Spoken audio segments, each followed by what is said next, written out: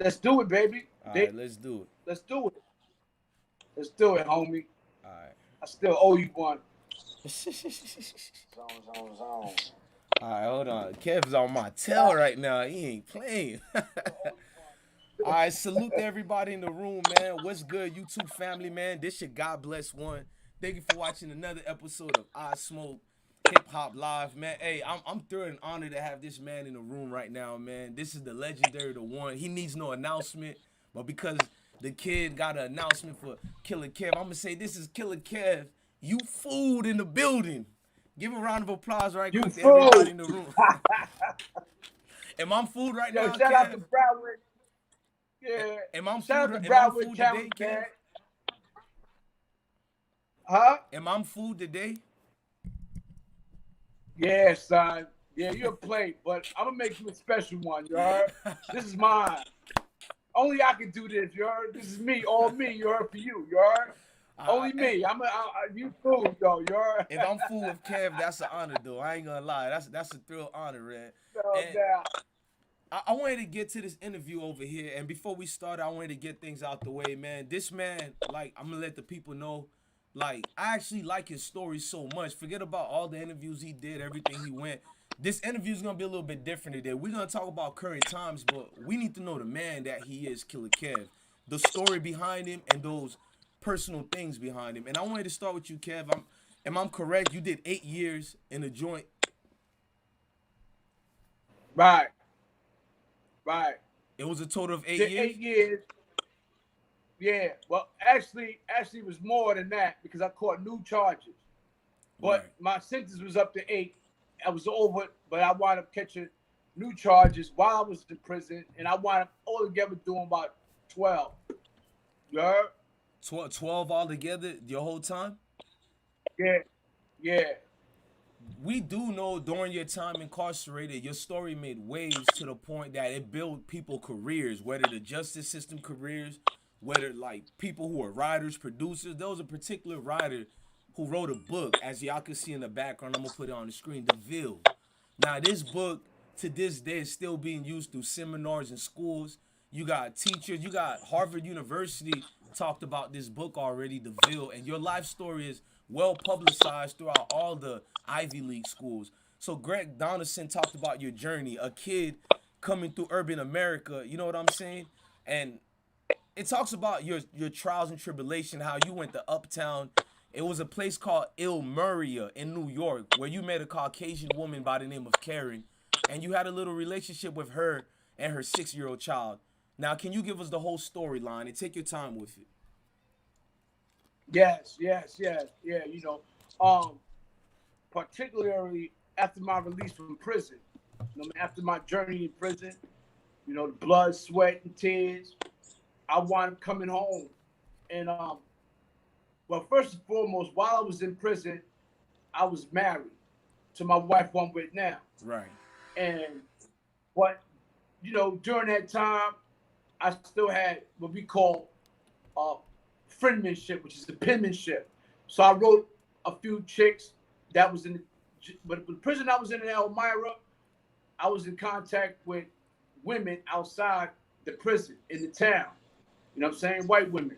Right. Um, and I wound up having contact with a lot of the females, white females out there who's coming up there to see dudes. You know what I'm saying? Coming up there to see a lot of real dudes.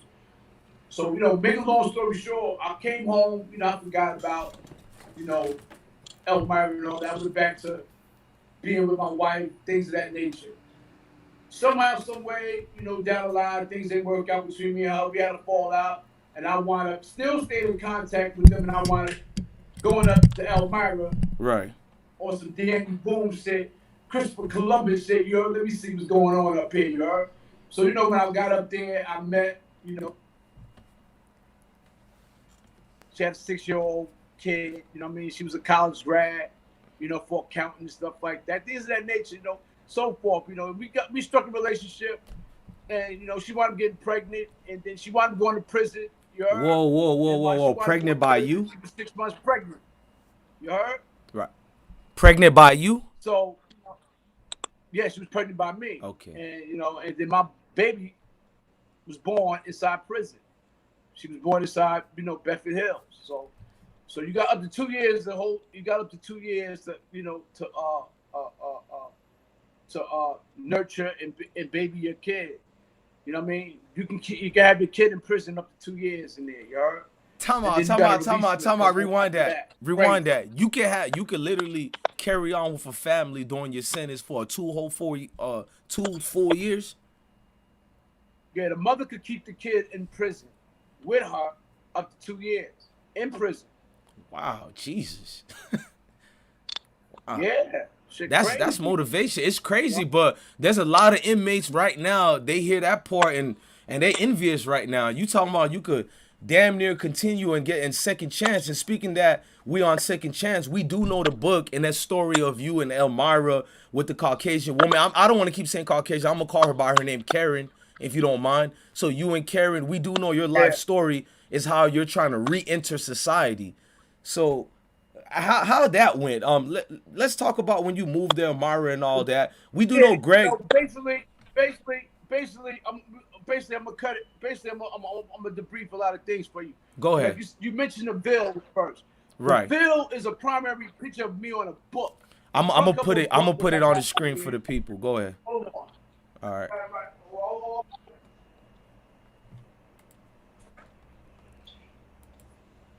The Ville, you got it? Yeah, I'll put it on the screen for the people. Right here. You see? This is the Ville right here. That's me on the front cover with the blue and white Yankee hat. Let me see. That's me with the blue and white Yankee hat. So this book came out in 1993, right? Correct. If you look at this book, you can tell nobody's in this book is looking at the cameraman because hold on. I don't even know the cameraman. The cameraman didn't. We didn't know they took a picture of us. But at this time, I was wanted for, murder. You heard? Right. And I was approached by a group of, white gentlemen.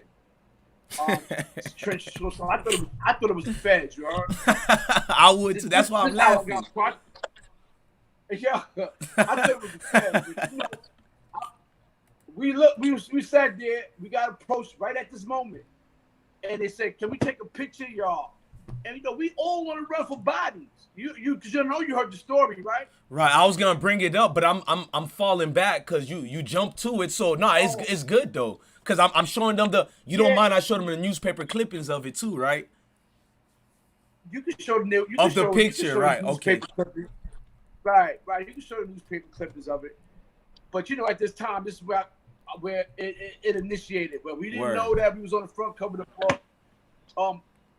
They wound up taking a picture of us without us knowing, and we were always on the run for all type of homicides and attempt murders and stuff like that. Every last one of us.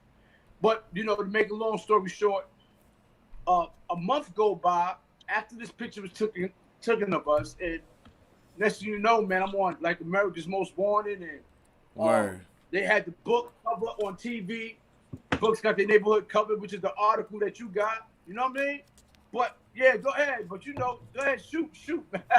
Nah, I'm loving it. In fact, I'm gonna skip some things to go right to that. You know what I'm saying? I like people when we're interviewing them and they're blunt. And you proud of that moment because I feel proud for you in that moment. We do know it was Greg Donaldson. Let me run to him before I run to that story. Now, Greg Donaldson, we do know he took 6 years covering your story. And the good thing about that story I remembered was the fact how he was slick about it. And he was uncomfortable because when he walked through the streets, you had so much of a name. Dudes were like, you was a young man there and people were so at alert. Like he wrote once and talked to somebody, you damn near could have been the president. You had everybody on alert, like, who is this man over here? And let me put the picture so people can understand. Like, this picture that you see Killer Kevin, he didn't give his permission for it. He didn't. Let me put it for the folks. Right there, you can see it. You see him with the New York Yankee hat. Kevin's looking slightly to the side because my man Greg Donaldson and them tried to take the pic, but a muffler went off. They thought they heard some gunshots, educational purpose. So everybody looked the other way. And then this nigga, Greg Donaldson, photographer, went on his knees and took the famous picture y'all looking at right there. And that thus became the famous picture cover of the Ville. Let me put the Ville up right. And that's a legendary story to go with it, man. I ain't gonna lie to you. Yeah, you go into more details, right? When that picture came out on this book, Spike Lee, Spike Lee did Word. a big article on New York Newsday about my arrest, the reason for the book, because like you said, books got the neighborhood covered. That was an article for this book with me pertaining to the murder cases. Word. So that's what happened. That's what became. I think the book became more popular because of my reputation that even the photographer didn't even know at the time. So it was unexpected. It was unexpected, and it raised a lot of concern, and it raised a lot of popularity. It raised a lot of media. People jumped on it. It was a hot topic for that month. The whole month, few months, I was arrested while I was on Rikers Island. I mean, I was on Rikers Island. I had reporters trying to interview me while I was on Rikers Island, and my case is still open. So it was just crazy, you know what I'm saying? But go ahead. I mean, the newspaper clipping, they talked about, but the Ville has critics, and Kevin Davis and Reginald Hooper among them, and it said Davis was wearing a Yankee cap, and Hooper supporting the bandana on his head, are featured prominently in a photo on the book's cover, jacket, a candid photo of the group's Brownvidge youth. Man, like that story was so phenomenal because a lot of, like, if you a so-called street nigga, not that we're promoting violence, like, Kev, help us out here. We do know Greg once told you that you're making it the book very difficult because of the things you are getting into allegedly in the streets. Can you go about telling us why Greg? It's not that he didn't like you; he enjoyed your company, because let's be real, you made that man a whole lot of money. You made his name built up. He's accredited by so many scholars out here just off the strength by you and your guys, what y'all did on the street. So I'd rather talk to you. No disrespect to Greg. So can you tell us why was Greg losing it as far as, man, you making this book hard for me, Kev? What is you doing out here, Kev? Hey, yo. I'm going to tell you something, right? Talk that Brooklyn talk, funny. Man. Yo, listen. Let me tell you something. This is crazy. When he take your time to write a book on me, he told me, you heard me? He tells me, he said, yo, I gotta be on you 24/7. I gotta be on you 24/7, man. I stay in your crib. I gotta do this. I gotta do that. Because he did it with when he did the article for Sports Illustrated with Jason Kidd. Yeah, with Jason Kidd. He got signed $80 million. He had to stay in Jason Kidd's mansion. At the time, Jason Kidd wanted to meet me and all that. I'm not going to get off the subject. Can we say Greg owe you a thank you? Huh? I said, can we say Greg owes you a big thank you, man? You opened so many doors for him. He owed me a big thank you. You heard? He owed me a big thank you. But I wanted to get back on the subject. So, you know me. I mean, I know me. I'm a real dude. I came home from prison. He wanted to do he just, spoon feeding me money, but that was the contract. Contract was when it came out and got published that I was getting percentage. But during, I'm skipping far ahead. Take your time, man. It's so many people in the chat, man. You lit it right now. Listen, this is funny because the reason why I know what he's talking about. I made it difficult for him because while he was staying with me, I was telling him, you better not put this in the book. You better not put that in the book. I'm gonna fuck you up. And I was threatening. I was like, yeah, nigga. Yeah, Ken, but this is good. This is the best part. I said, no, nigga. I'm going through some promotional shit with my wife. You gonna put that shit in the book? Nah, fuck that. Because he can hear us. He can hear us talking. He can hear us screaming. And then I was, I hate to say I'm a good now, but I was getting money. I still was getting money. So I would take him in my Mercedes Benz. I would take him in my Mercedes Benz and drive him around. He didn't even know I was making licks, you heard? That's why you stressing him out. Yeah, he was scared straight like, I'm telling you, I better not get caught. I said, fucked up, you heard? Like I never told him I did it, but he used to ask questions, why you got so much money? I did a lot of things to him to make him, uncomfortable with writing the book. Right. But he still wanted to put a lot of things in there. I told him don't. He did, and he ran with it. You know what I'm saying? But yeah, I did make it difficult for him while he wrote the book because my feet were still on the ground, and I'm still 10 toes down. Right. So my lifestyle compared to his lifestyle, him on the outside observing me, examining it. I was like, what it is. With Nick guys like 360 difference, right? We lab rats to them. You heard? To We know we everybody. lab rats. Right. That's a fact. We lab rats to we lab rats to everybody. But especially someone with a reputation like me is even more They of called a you risk. at Harvard. At Harvard, they said you was damn near the president up there in Brownsville. I say, sheesh. What Kev doing behind the Yeah. scenes? Am I still food? Shit. Yo, you know what? I always talk about this, man. Because you got a lot of people that, they second guess things of what they hear, what they Right. see, and I said this today to, shout out to Lockout Gang, man. You know what I mean? The Land King dude. You heard Land King Lockout Gang got his own podcast. Shout I out to told him, I Lockout said, yo, Gang. it's one thing to do, man. Yeah, shout out to Lockout Game because he a good dude, and we definitely opposing opponents in this game, the Bloods and the Latin Kings. And that's how it really got. It's a stirred competitive physical sport. up. Understandable. Right. Yeah, so but we grown now and we Right. collaborate and we talk cordially like men, and that's what it's about. It's like real. I recognize real before I recognize what you represent that you think is real. So it's not about what you represent to me. It's about what you really is to me is what I really like. Not what you represent. We got so many dudes that represent so much different type of name brands of certain things that they nobodies. They never was. So we don't want to go into who you was before that because there's no history. But there's history. There's a lot of history with me. You heard?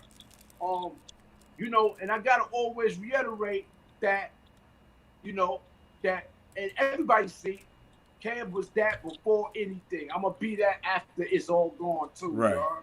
That's just, you know what I mean? Real nigga shit. You heard? Now, you said clearly you're going to be that after you're gone, right? And I understood Greg Donaldson.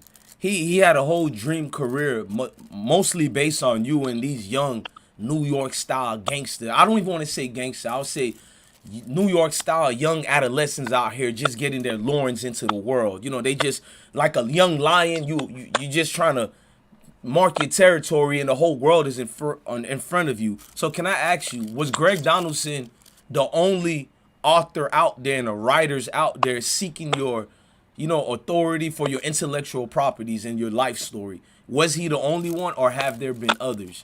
Because I'm surprised Oprah didn't connect with you yet, man. I'm not even joking. I looked at as far as the books, and Oprah talked about it as far as her book club. She had your book on her book club. And we're going to get into Zebratown later, but can you tell me, has any other writers ventured off and got into you and requesting Killer Kev's, storyline?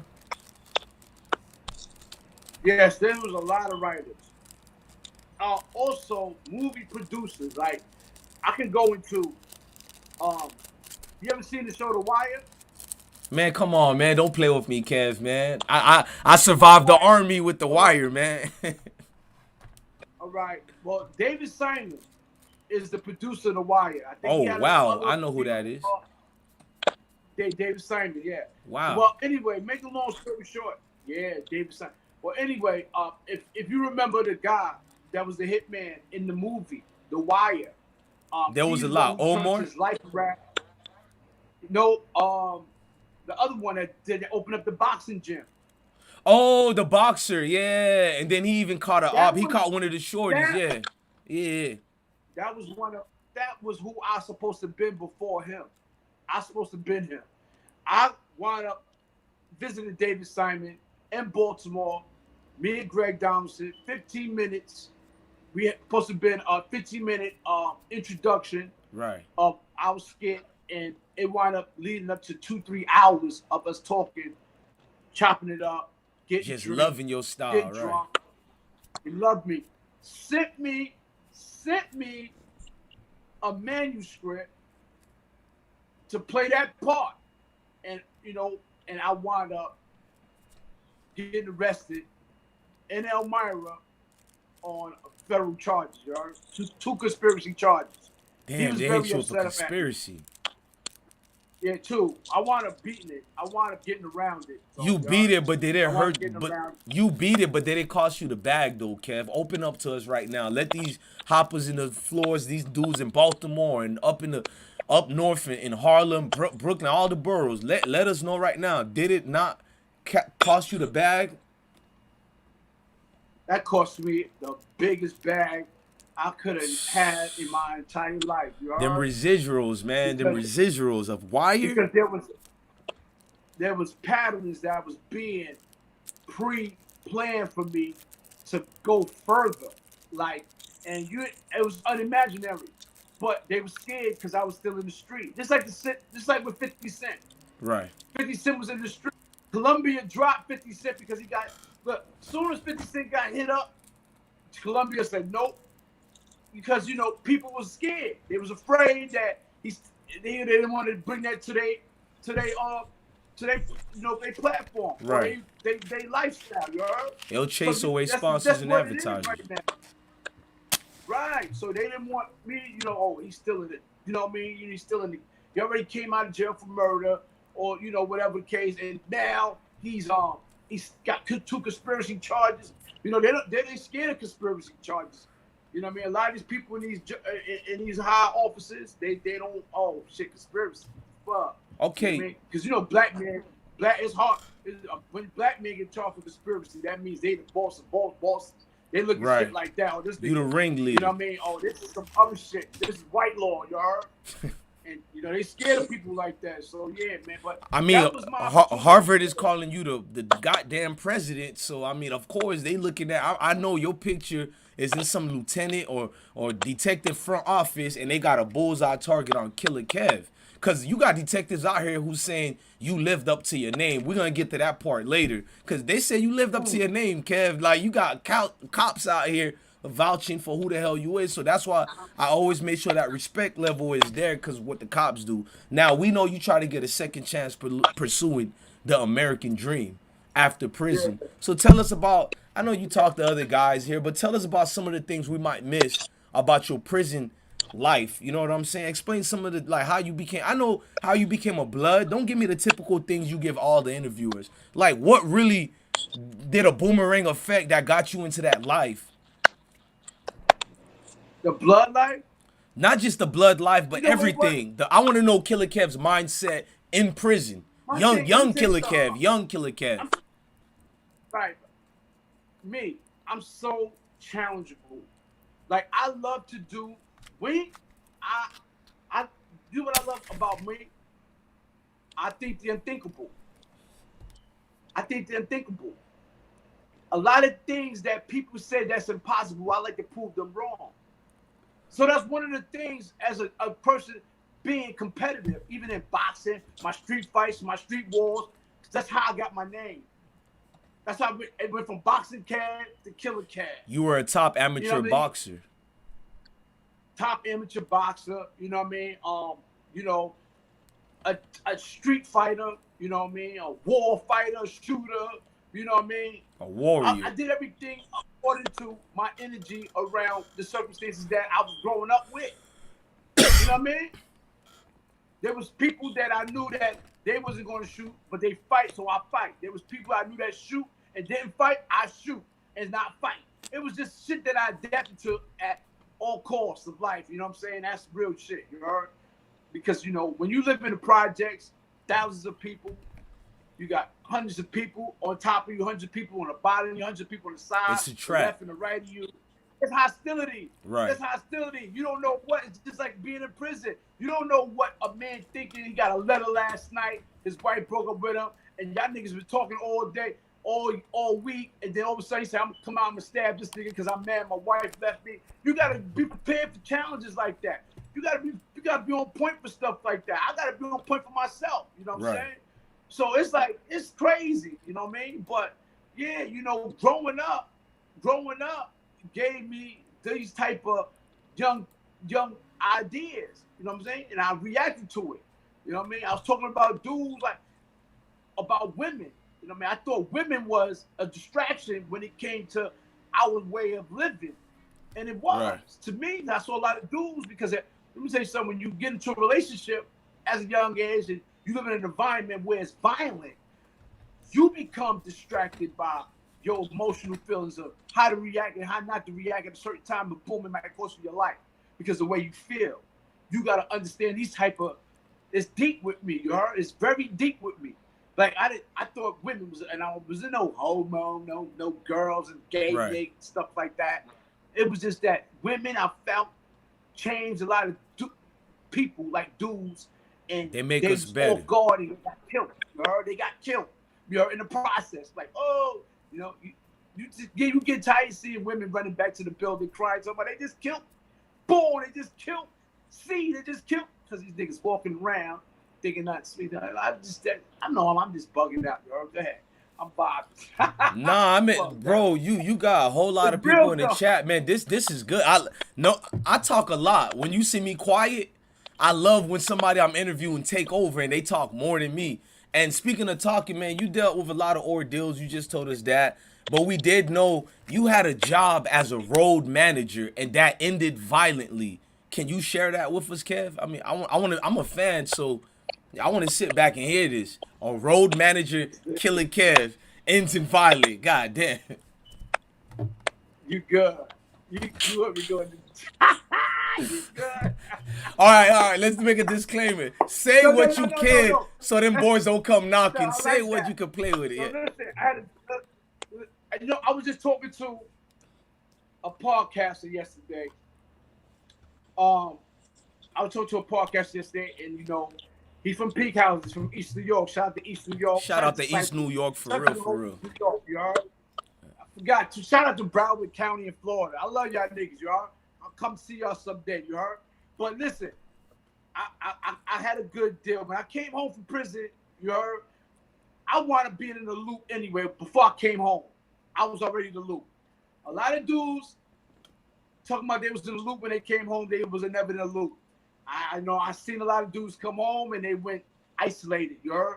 They was isolated, like they, and and then they come out and well, I've been in the loop. You ain't been in the loop because New York is small. As big as it is, New York is small. You're gonna hear names.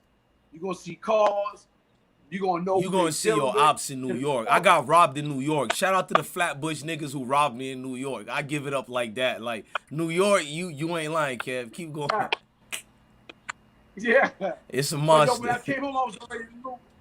When I came home, I was already in the loop with a lot of dudes. And well, I had people. I was talking to my man Jerm. Shout out to Jerm, man. He was on the Capone CNN, Capone Noriega. He was on that team, you heard? Right. And that was part of my team too when I came home. But I had a New York Queens crew that I was messing with called 2OG.com, and it was part of Job Records. But when I came home, I was no license, no nothing. I was in the brand new 2000. I came on 2001. I was in the brand new 2001 Suburban. Talk your fly shit, Kev. And I was recording a lot. Yeah. And shout out to Supreme Magnetic from Fort Greene. That came home. They did a little shopping for me. Tech Marine watch, you heard. Watches is my shit, man. Diving watches, you heard.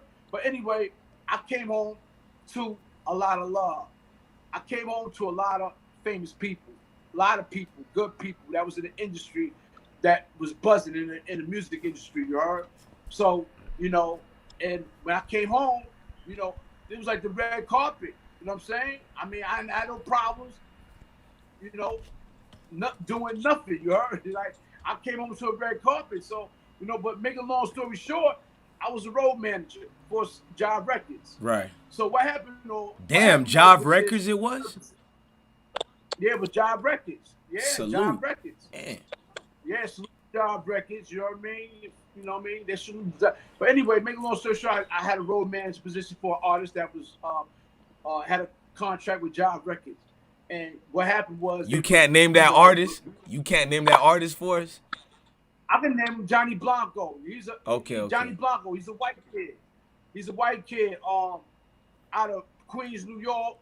He did joints with Styles P, Craig Mack, Ice-T. Damn, the legends. Ice-T did joints with what's the dude from San Francisco? E40. Scribbling, my nizzle. Yeah, man. He did his thing, man. Shout out to the Fresh Coast. Because you gotta understand, my brother my brother is a producer. He's from out of Queens. He's not from Brooklyn. He's from out of Queens. And he did the war report on Capone and Noriega called Stick You. He did Rakim, the mystery, who was God. He did Coogee Rap, Fast Life, Fast Cars. He did Fast Life, Fast my Cars. brother did a lot of beats. Yeah, he's in the coalition right now. Shout out to Joe Naughty, aka Joe Davis. You heard? My little brother. You heard? Shout out to Joe I'm Naughty. from Brooklyn. We got the same father. I'm from Brooklyn. He's from Queens. He was born and raised in Queens. I was born and raised in Brownsville. You know what I mean? You know, Papa was a Rolling Stone. Yeah, but we all guilty of that. I want to, yeah, but you know me, I want to. What it's called is I want to. It's a road manager, right? I don't indulge in the sexual shit that goes on with the groupies and all that. I was about to ask you. Right. Now, I never did that even. Right. I stand outside the hotel door like this and let all the bitches go in and they be freaking off in it. I be sitting like this with my joint on me, you heard? Waiting for some stick-up kids or whatever, you heard? Like, what's up? You know what I mean? I ain't get hard or none of that, you heard? Fuck all that. It was about money, about business. So my thing was, you know, I took care of my crew and the rapper. The rapper, which is Johnny Blanco, he had 2 bodyguards. And, you know, he had a few dudes that hung around him that were shooters, you know what I'm saying? Which is my peoples, you know what I'm saying? So, you know, I did things in accordance. Now, what happened with Jive Records was that Johnny Blanco, he's a very high spender. So I would initially handle a lot of money, right? Right. When we go on road trips like to Philly and or Connecticut, things of that nature. All through the north. What happens is they give me money. They give me like 25,000, 20,000. And, you know, I got to write down everything what they do. The hotels, the fees, the lunch, the breakfast. I got to write all this shit down on paper. That's what road managers do, y'all. Let me make you find out they made you an auditor and shit.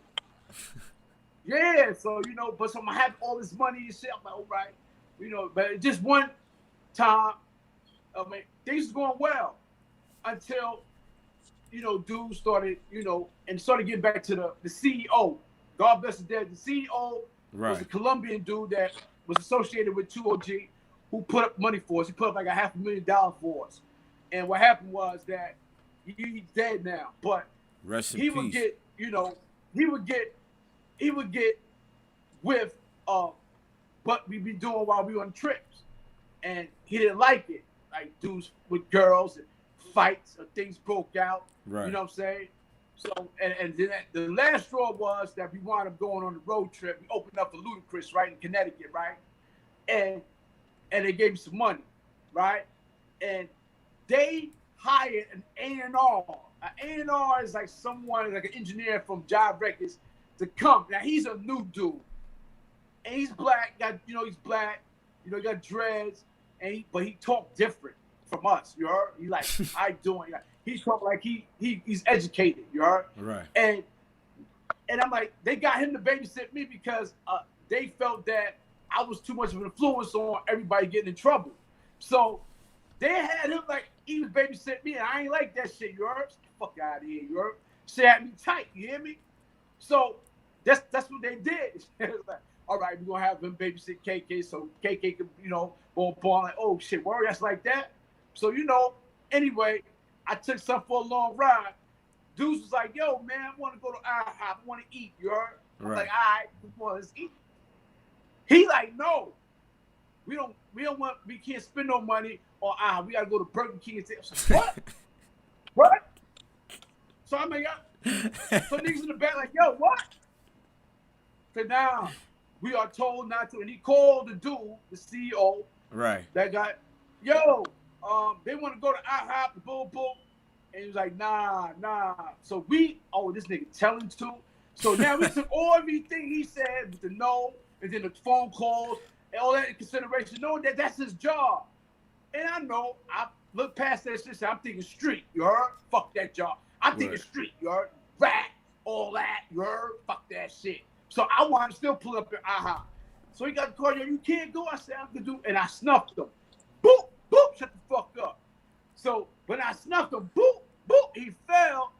I didn't realize that I had that much influence on all the home team They just jumped on this thing and started stomping him and scared him. Fuck. Right. So I hit a bing, he fell, and everybody just swarmed on him. They seen food. It was like, a food hold situation. on, what the fuck you doing, nigga? No. So I'm pulling the niggas off of him. Like, I can't do that. Y'all gonna get me. Oh my God, we going to jail. This nigga gonna call police. Kev Hart was beating dead. Yo, because he's a professional. Right. It's certain people you don't touch. Yeah. For this shit, you know what I mean? I'm talking about hard bottoms, high waters on, all that button up to the neck to the choking. I said, damn, I fucked up. But I knew I fucked it, so I wound up still going in IHOP. So we might as well spend all this money and split it, niggas, because we all out of here, you heard? So, you know what I'm saying? So we wound up going to IHOP. My man, Bill Blast, God bless the dead, man, Bill Blast from East New York. Bill Blast came, picked son up, talked to son like, yo, just let it go for now. When we get back to the town, let Dan handle care, boom. So I go and I hop, and I'm eating, fuck that, we spent the money. I said, I know they're gonna fire me, you heard? Sure enough, you heard? They didn't fire me, but they put me on another direction, you heard? Right. I still was with the team. I couldn't go on no more road trips, so I had to stay at the office. And I had to take care of the merch. So that's what I was doing basically, man. I just, you know what I'm saying? This is one of the scenarios I went through, you heard? Man, like the rush about you, man, it seemed like if somebody don't know you, they might think you always on the up and up. But there's a calm side to Killer Kev that every pit boy I've ever seen, every alligator, because I'm here in Florida, every the wildest creatures on earth, because I like pet snakes. And it's a calm about them, and there's a calm about you.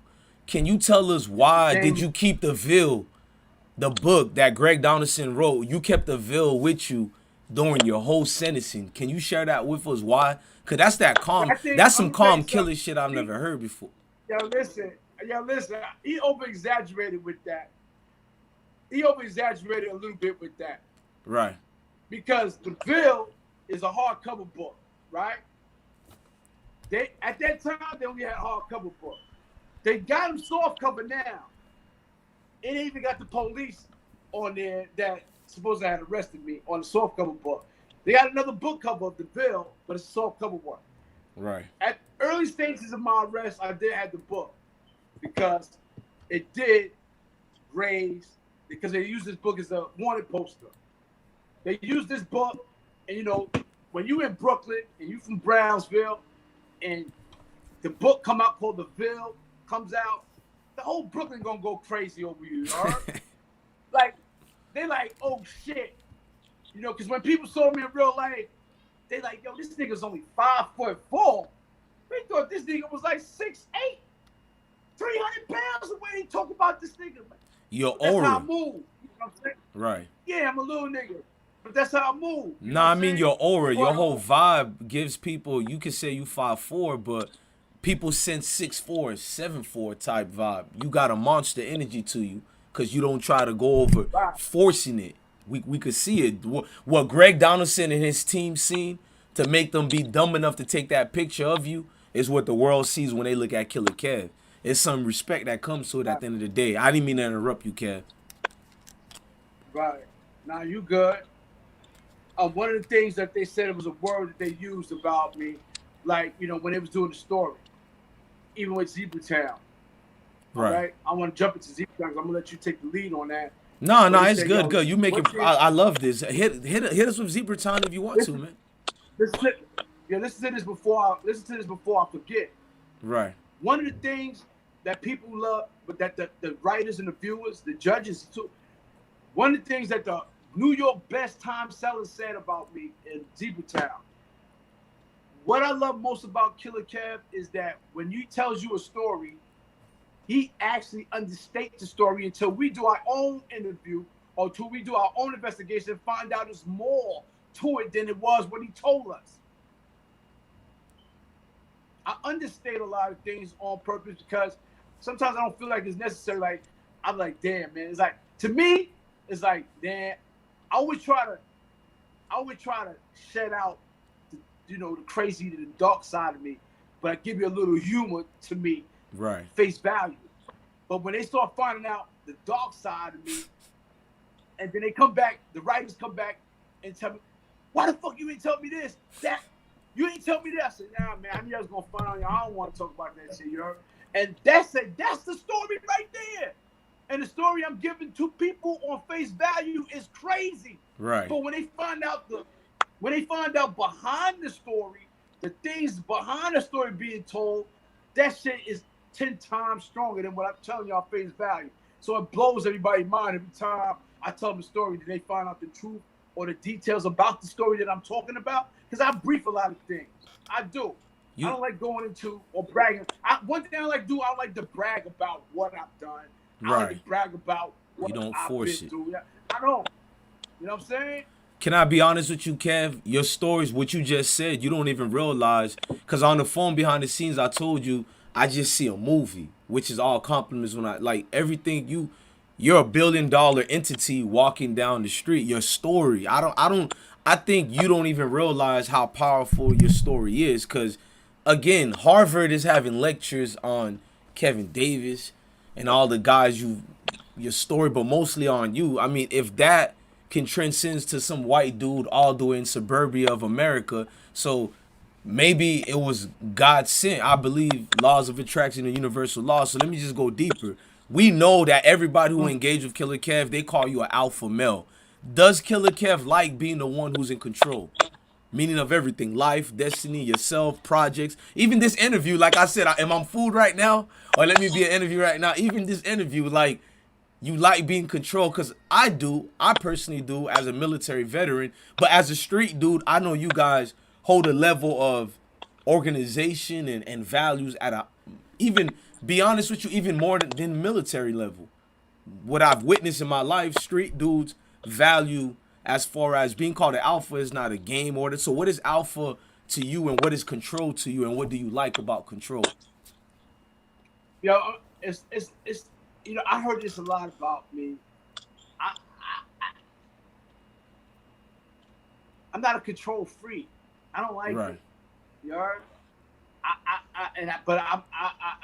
One thing I don't like to be controlled, but I don't like to control. I like people to be and act as though that they are in control of themselves more than they want to be in control of others. That's what I'm against. You hear that? You heard that? I'm following you. I'm sitting back, man. Drop them gems on us. Yeah. So that's what I have a problem with. Those who trying to be in control of others, that's not even control of themselves. That's the problem I got. Now that's what makes me seem like an alpha male, because that type of energy sparks my brain. Like, what the fuck is that? It's unconscious, contradicted. So, but me, I used to thought, and I was bugged out when I was young. I ain't gonna front, I had a problem like that. Like, if I liked a girl and she didn't like me, that was a problem. Bitch, you gonna like me. I'm gonna make you like me. I'm gonna take your earrings out your ear, or I'm gonna take your barrettes, or I'm gonna eat your lunch, or I'm gonna knock the juice out your hand until you realize that I get some type of emotion to make you feel like I'm in control, and that I emotionally attacked you. Cause that made me feel good. I was weird, girl. I ain't gonna lie. That's how I was. Girl. Man, that ain't weird, Kev. Man, that's the nature that's in most men. Yeah, it's a fact. But that's what I used to think. I used to think like that. Right. Some people that so far-fetched way about that nigga's super weird, but they don't understand that they relate to it more than I do, because they don't. A lot of people. There's one thing about people. You know what it is about me? I'm a face-forward dude. Face card, everything. I learned that I'm not in real life from you. One thing about that, I'm a face card. Like, no spooky shit, no nothing. And this is why people love me, because people are afraid to admit what or who, how they done things in their life, in order to be somebody. But being a self is the best way you can be. Whether it seem odd, whether it seem crazy, hypothetically insane about you, people love that shit. Because one thing I can't do, you hear me? Blessed, I can't lie. I don't know how to lie, and I definitely don't know how to cheat. I can't lie, and I can't cheat. I always get caught cheating. I always get caught in a lie. And I think lying is the most, when you lie, it's like, damn, man. Right. It felt like you feel like somebody caught you. It takes something out of you. It takes somebody. It's Right. embarrassing. It's embarrassing. It's embarrassing, yeah, Like because I have lying. shame too, right? Yeah, it's so shameful. Like lying is a shameful act where is that it should kill you. Right. But you're not a man. You don't become a man when you lie. Like a lot of these dudes on this YouTube talk your shit. Sitting up there believing that they believe in their own lies.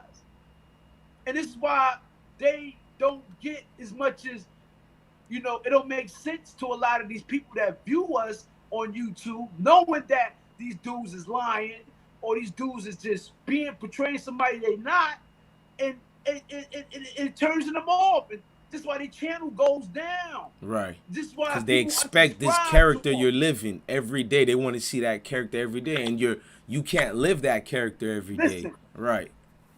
Listen, one thing about my tone of voice, my elaboration of speech, in every fucking video, you will see the same exact thing. You're well articulated, man. But the way I express it. Look at some of these YouTubers, how they put on a mask. You can see them putting on a mask. On and off switch. Right. Look. Yo, you know what I'm saying? Like, these niggas is bugged out. Like, I don't think. And then you look at some of their videos like, yo, what's up? You chitty chat, yo, what up? Niggas is bugged out. Like, these niggas is going through something psychologically to try to fit in order to be accepted. This is the type of faces you got to see. You understand? So that's why I pay a lot of dudes no attention, because they are what? They're confused about themselves. You know what I'm saying? It's true. You dropping gems. Listen, you can't be confused about yourself to try to convince the world that you somebody. That's a no-no. You can't be confused about yourself and think that you can be somebody. The world could see that. That's real. Speaking about, as far as you going through that with YouTubers, you seem to have like a leadership situation about you. We understood in prison you were sort of a leader. To the people who probably heard the stories in and out, I might run it through because I like the narrative where this is going. Your leadership qualities about you. If you stare at people who say something negative about Killer Kev, as far as on YouTube or whatnot, what does the leader in Killer Kev mindset has to say, or what do you choose not to say? Can you elaborate on that? Because I always wanted to know. I know behind the scenes. Listen. I love the world. I love those who love me. I hate those who hate me. They could die. Those that hate me die hard, you know? But my thing is leadership, exclude that from me. I never been in a position to be a leadership. Never wanted to. I like putting in work. My coming up, the grind wasn't about having a hood or sending niggas on missions. I was fighting a war that influenced people to fight wars with me, not against me. You was on the front lines. I was on the front line. That's the difference between a real blood. All right? Talk that OG status shit, Kev. My bad. Yeah, facts. Shout out to SI, you heard? The only thing that I accepted, because I could have took the whole 9. Listen, the only thing I accepted was 5 stars. 1990. Niggas will tell you there's no lying. I got 5 stars. Definitely Cloud Chasers did an interview and they were talking about whatever, you know, this is the wild rag dude. But anyway, 5 stars is what I got in 1998. And 5 stars. SI gave me 5 stars. He wanted me to have the whole hood. I said, fuck, no, I don't want to be in charge of nothing. I take the 5 stars because that's what I earned those rings, you heard, for putting a lot of work and paying on the police, on individuals. But, you know, you got dudes on the internet right now. You know, shout out to Shaquille, who just, expressing my journey in prison, how I was. You know, my thing was the police. A lot of things with the police that my whole thing was the police, man. I took things to another level to where is that people were scared to go to that level. You heard? Well, tell us And some more about that level, man, if you would like to share that. that level is, let me tell you something. I'm gonna tell you about the level. We already got war with other individuals and races, right? In Right. prison. Now how worse can it get when you are actually starting a war with the people that's taking care of you, that controls your whereabouts, that controls your food, that controls your hygiene, that controls everything around you. How much more convincing can you convince? How much more can you convince the world that you challenge everything about that? That's hard. That's hard. You got the sit around world the weight on police your trying to shoulders. murder you, Right. right? Police trying to murder me. Ops trying to murder me. You heard? Like, Mass yeah. confusion. And I'm like this. I'm sitting, right? I'm sitting up, but I'm still 10 toes down. I'm still 10 toes down and still warring. Fuck that. You heard? Yeah. How convincing is that? There's a lot of dudes that's not ready for that type of war. And this is what I be trying to express. These are one of the things that I be expressing on this internet about, you know, seeing food, eating food, seeking food, and eating food.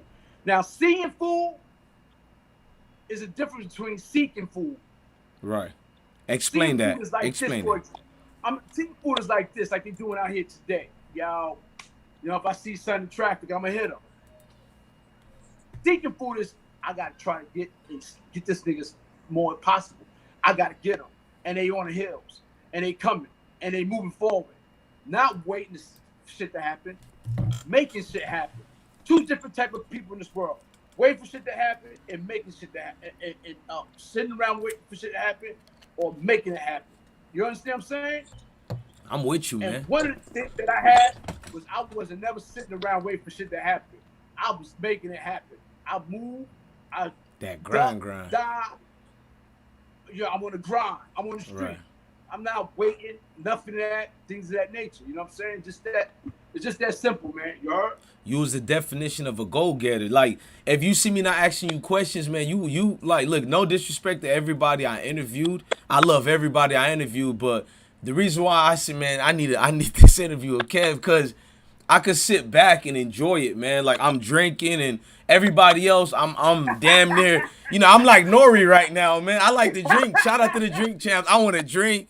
I want to smoke. Like, I love this energy, and your energy is so vivid. So many officers who used to try to arrest you or whatever, they were very informed about Greg Donaldson's book about you. So I know you was a hood legend. That's without a doubt.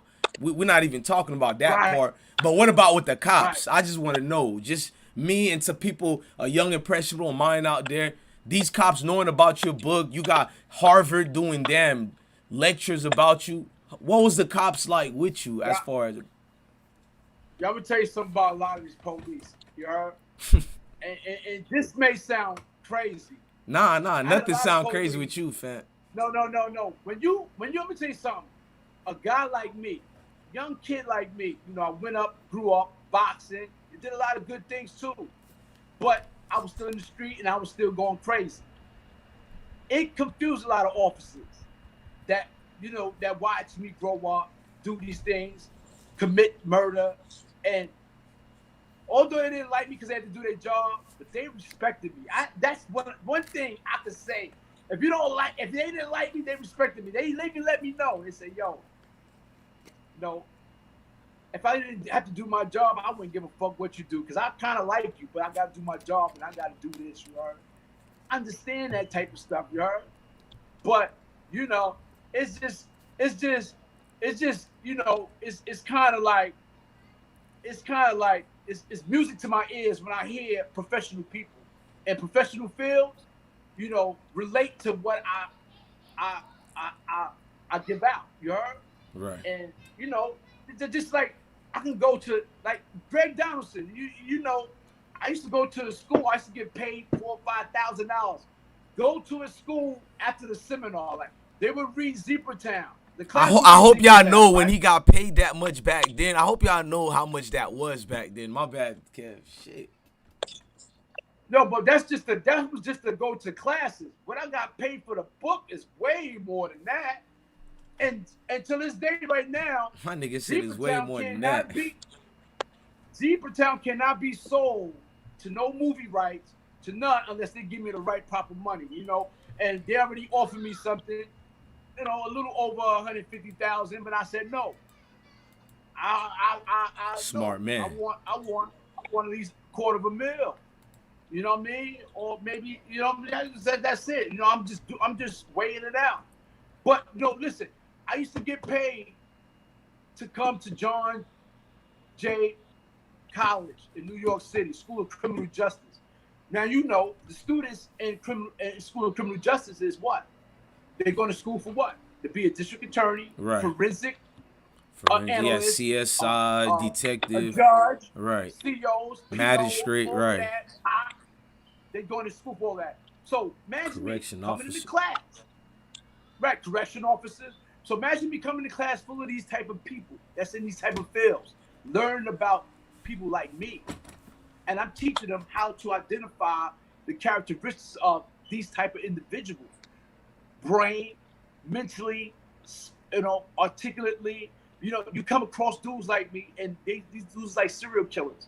And they don't know. They read the story about me in Zebratown, and then they don't know. They don't know that I'm coming to classes. They never saw. I never put my face to this. I don't have my face to this. So I come to class one day. Hold Zebratown up for us right quick, Kev. My bad. As you're speaking, hold Zebratown up because I don't have the picture and I would like to see it too, if you don't mind. I'm a fan as well. Zebratown. See that? Right. Y'all see it? By Greg Donaldson, Zebratown. This is the one Killer Kev put his own input on. True story of a black ex-con and a single white woman in a small town in America. Miss Karen. That's what this book is about. You know what I mean? In El Mariah, New York. My man Killer Kev taking care of a 6-year-old. This book, let me tell you something. I'm gonna give a brief. This book is a black man from Brooklyn, New York City, streets, never saw grass in his life, you heard? And he meets with a girl who's white, 4-wheelers, dirt bikes, you heard? You know what I mean? Country white girl, smart, articulate. Right. What is their relationship together? How can a relationship like that become compatible to a life? And what is it that they can do to raise their kid? Like, what kind of, you know, that's a very good topic. Like, that's a very good, you know, story. I think that's an Oscar-worthy series right there. I told you that behind the scenes. Look, I write. And most people who follow part of the I Smoke gang, I write, and I'm not just saying it for nothing. Like, behind the scenes, I told you, you're smart enough to know your story's worth. Hopefully, if something should happen to Killer Kev and you don't get the stardom that you deserve yet, hopefully your best interests of your kids, your friends around you, they know your story is not to be sold for cheap at all. Like, you ask any Hollywood executive, that's something that the damn rappers we got today can't even portray, even if they wanted to fake it.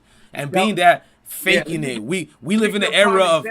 No, I need you to answer this, Kev. I'm going to do it because I'm a fan of your story, too. We see a lot of fakes out here. Forget about me and everybody on YouTube. You, as the man himself who lived that, you were called the thugs of thugs. This is what's quoted every time there's an article about you. You're the thugs of thugs. So what about you that makes other street dudes want to cling to? You got cats from everywhere. They want to be part of the Killer Kev brand. What about you? Talk to us right quick, man. But thugs. You know, this is not, let me tell you something. This is not, my reputation, things and my actions is not no way above far practiced, rehearsed, you heard? Or even written. You know, it gotta be within you, not in you. It can't even be in you. It gotta be within you. It's within me that makes me the thug of all thugs. Honestly. Right. And with the rough elbows with the thug of the thuggest thugs. Because there's thugs to me that's thugger than me, that I'm around, that don't have this, even though don't have popularity like this. But I know that they thug of all thugs when it comes to them. And it's respect. You heard? I ain't even got to say no names because I know a lot. You know what I'm saying? But I don't categorize myself as the thug of thugs. These thugs are thugs of me that I got to look up to, that I still look up to this day. And that's what keeps me a thug of all thugs around these dudes that think they thugs, you heard? Right. Because I'm around the thugs and thugs. And I still pay homage to the thugs and thugs that we don't see on YouTube, right? That you'll never hear about, but you probably heard about, and a lot of other people's stories. It's just that I'm talking for the thugs and thugs. But what makes you seem like the thug of all thugs, a thug of thugs, because these other thugs is not thugs, you heard?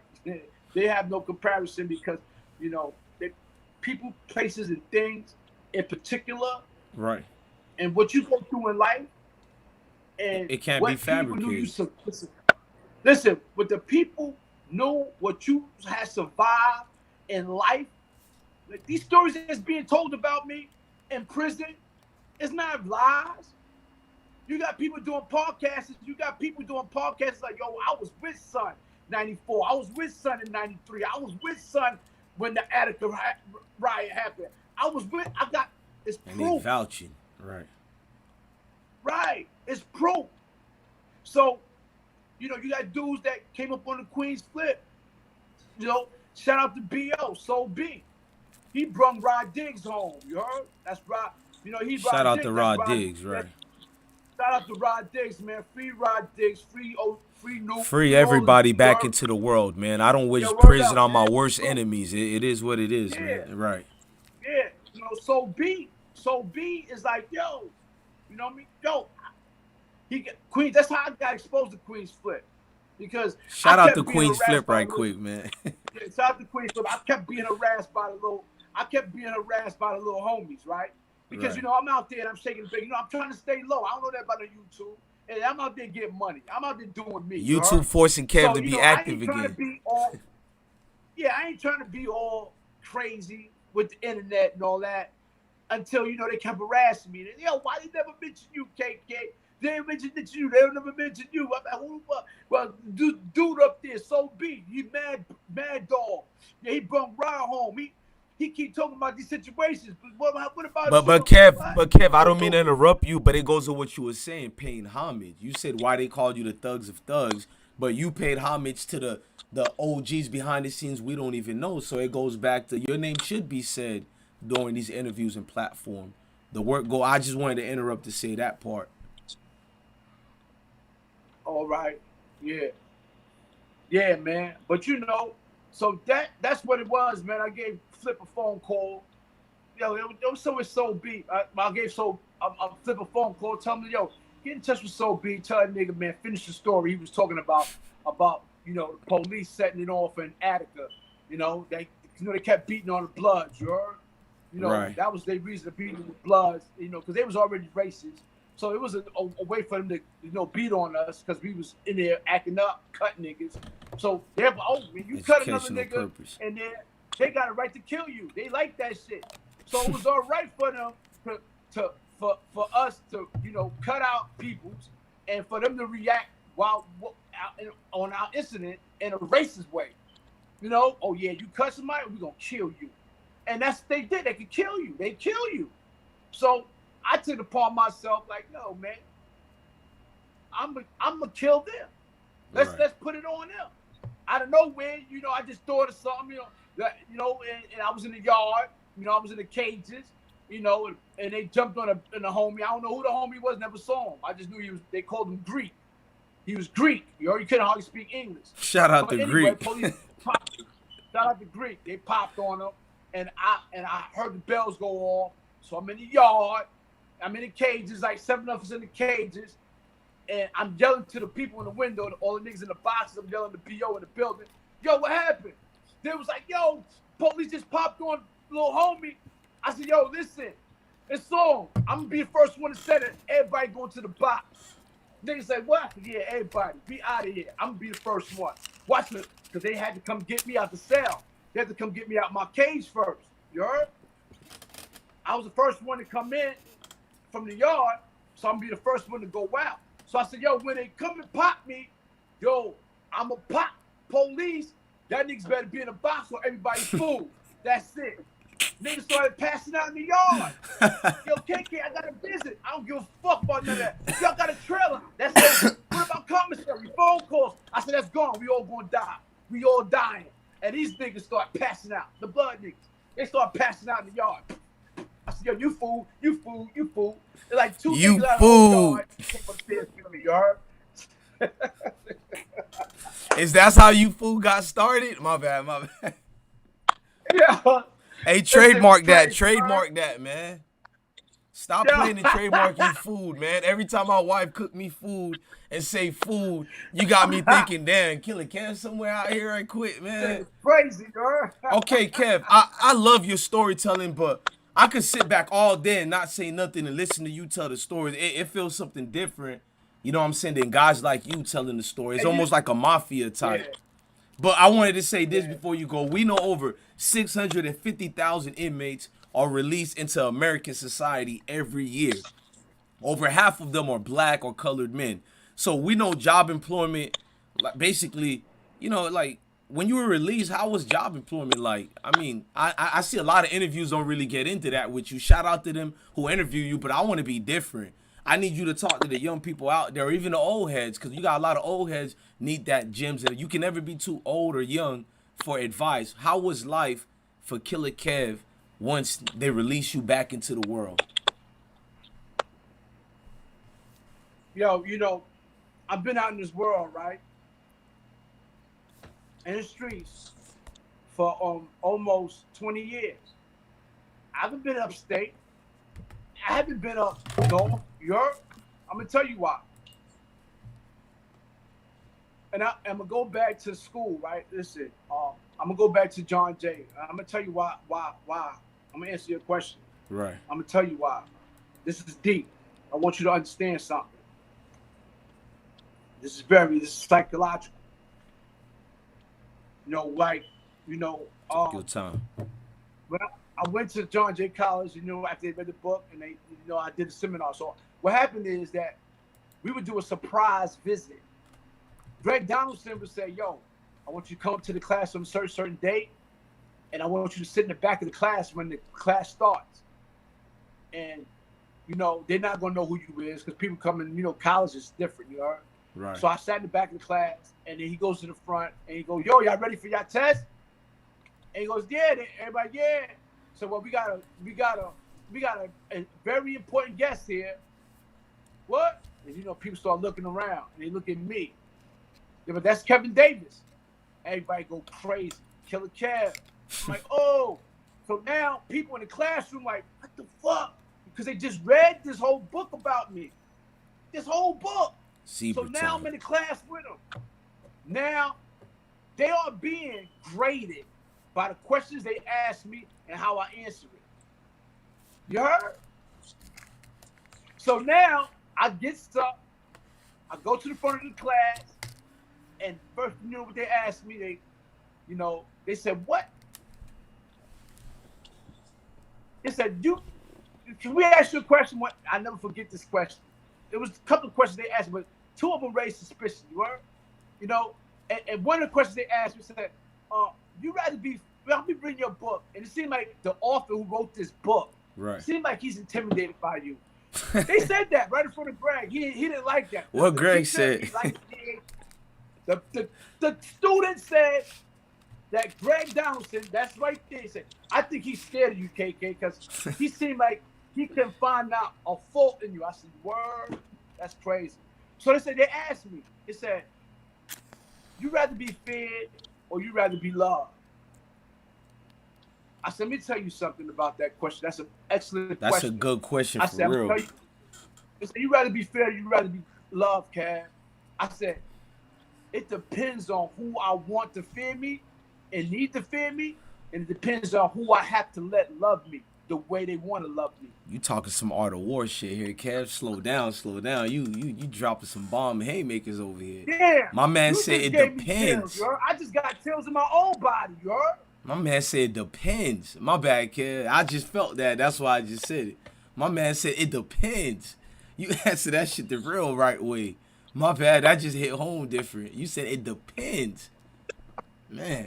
It depends who needs to fear you and who needs to not. And who needs to love you the way that they want to love you. It depends. Because some people do need to fear you in order for you to keep living and striving. Because in some people, you have to let love you more than you want them to love you. That's a fact. You know why? You can control people with fear. You cannot control people with love. Love is unconditional. You cannot. Love is on its own. You heard? That's a fact. All right. I mean, So, go ahead. No. Tell the story, man. I thought when you said all right, you was done. If you got more to it, please elaborate. Don't. Never mind me, Ken. I told you to take over, man. I heard you say, hold up. I heard you say, hold up. You heard? Nah, hell nah. Hey, man, as a young interviewer in this game, man, there's nothing better than somebody who's enjoying the moment and you in your own vibe right now. Look, the chat is litty right now. Smoke Gang and everybody, they vibing to you right now. Kev, take over. I told you. Yeah, but that's why I wanted to reiterate on that. And and like I said, man, coming up, coming out of prison, being home for 20 years, still, when I came home, like you said, what was when you come home? When I came home, I'm till this day, it's the second, I still feel as if though I just came home. So I got qualities and principles and morals in my head from the stuff that I learned in prison about being strategic in the street, about being strategic in jail. I use all these type of categories while I'm living now in order to stay alert, in order to be strategic, in order to have principles and morals. That's it. These principles still live within me, not in me, within me. We see that. I'm gonna die with these principles. I'm gonna die with this feeling. You heard? It's like I can't live without it. Like you can't live without your heart. You can't live without your heart. I can't live without these principles and morals in the way I think right now as I'm talking to everybody in this chat. You taught me a lesson on morals when I got mad because, I got this. I'm an upfront, honest person. Smoke Gang liked me for that. I jumped the gun on you, and I even called people like Stats, hit up like Corey, because I was unbecoming of myself. And like you said, you could feel the shame if you a man. And I felt the shame in it. I'm gonna be honest. I told you I got people who love me, but who love your story, and I look crazy. So when you say the morals, we believe you, Kev. If there's anything about we can learn from Kev is he stand on his morals and principles. I seen everybody come at you, but nobody come at your morals. That's how I can decipher who's lying about Kev. Like you're very blunt without, like you said, you don't force it on people. I'm trying to call you a leader. You don't want that type of label. You just out here to rock out. And yeah, cause I got you got dudes on this YouTube that been around with me in prison, and and they seem as if though that they inferior to me, not superior, they're inferior. So it hurts them enough to express certain things about me, indirectly about me not having a hood.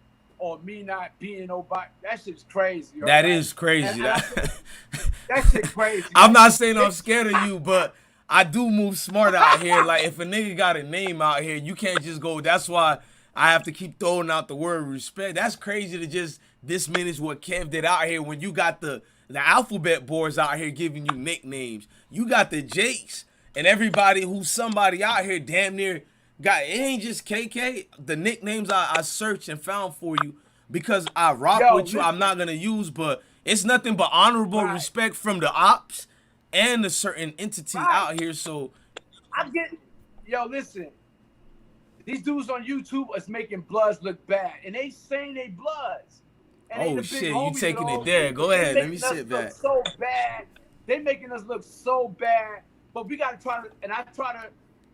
what I try to do is try to separate and I'm not trying to be racist, because if you notice, you got this a certain YouTube on here. Nah, man, speak your stuff, man. Nobody. You got a certain YouTube on hey, here Kev, who's no not filter. black. Hey, speak. Hey, hold on. We got racists of everybody here. You not racist. Speak your piece. Right. You got YouTubes on here who's not particularly African American, who feel inferior to, I think, his own race or his own dwellings with people. And it's just that they try to separate, or they try to, go at only us African Americans that's in this brotherhood called, brotherly love over oppression and destruction. You know what I mean? Which is blood. And I don't represent gang. I'm not no gang banger. I'm not going out there and, gang banging, shooting a boom. I ain't doing none of that. I'm an OG. You know what I'm saying? I'm 51 years old. But what we got to do is we got to minimize a lot of these dudes that's on here to try to go at us as African Americans. We already got these white people at us. And then now you got dudes on the internet who got a voice, but they remind me of the Sammy the Bulls. You heard? Sammy the Bulls did a lot of killing, but he told. And same thing on YouTube, they telling.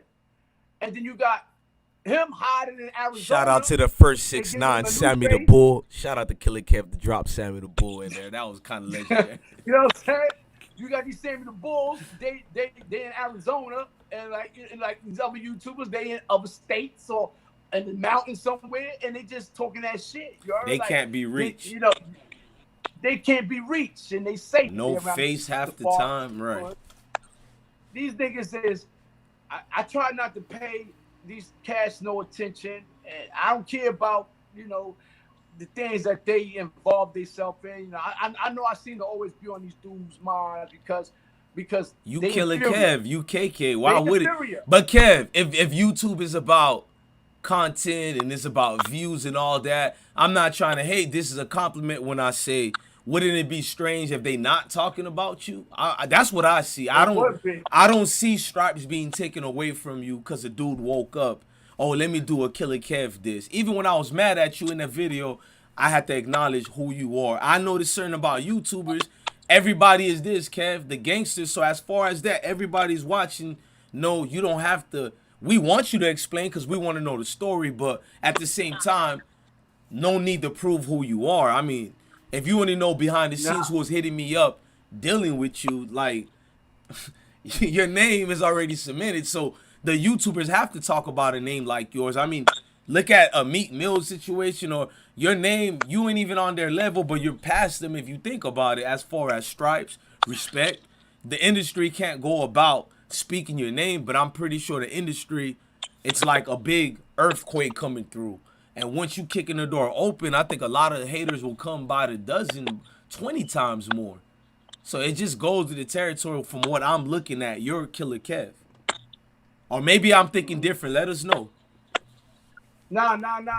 You know what? I reiterate on this subject a lot, because there's a lot of funny stuff going on the internet, especially on the YouTube. Even the rappers that's claiming that they bloods, the older rappers that claim, they know who I am, you heard? They heard me, you heard? And they know, they know that pain is inevitable when it comes to putting in work. Of course. They know that. They not stupid. And they know that. Nipsey Hussle, man, Pac-Man knows you, bro. Shout out to the Pac-Man. He knows you. He salutes you. His little protege from the West Coast, Pac-Man. Them niggas in the West Coast don't disrespect you like that at all. Just to let you know that. Salute the Pac-Man and them, for real. Salute the Pac-Man and them. You see, I get a lot of people that says, yo, you told the best story. And I keep trying to reiterate to people, man, that's not a story I'm telling, man. It's your life. I was reliving the moment that I was doing these things. That's not stories. That was living. When I tell us, it's not a story that I'm telling. I'm reliving moments, because this shit really happened.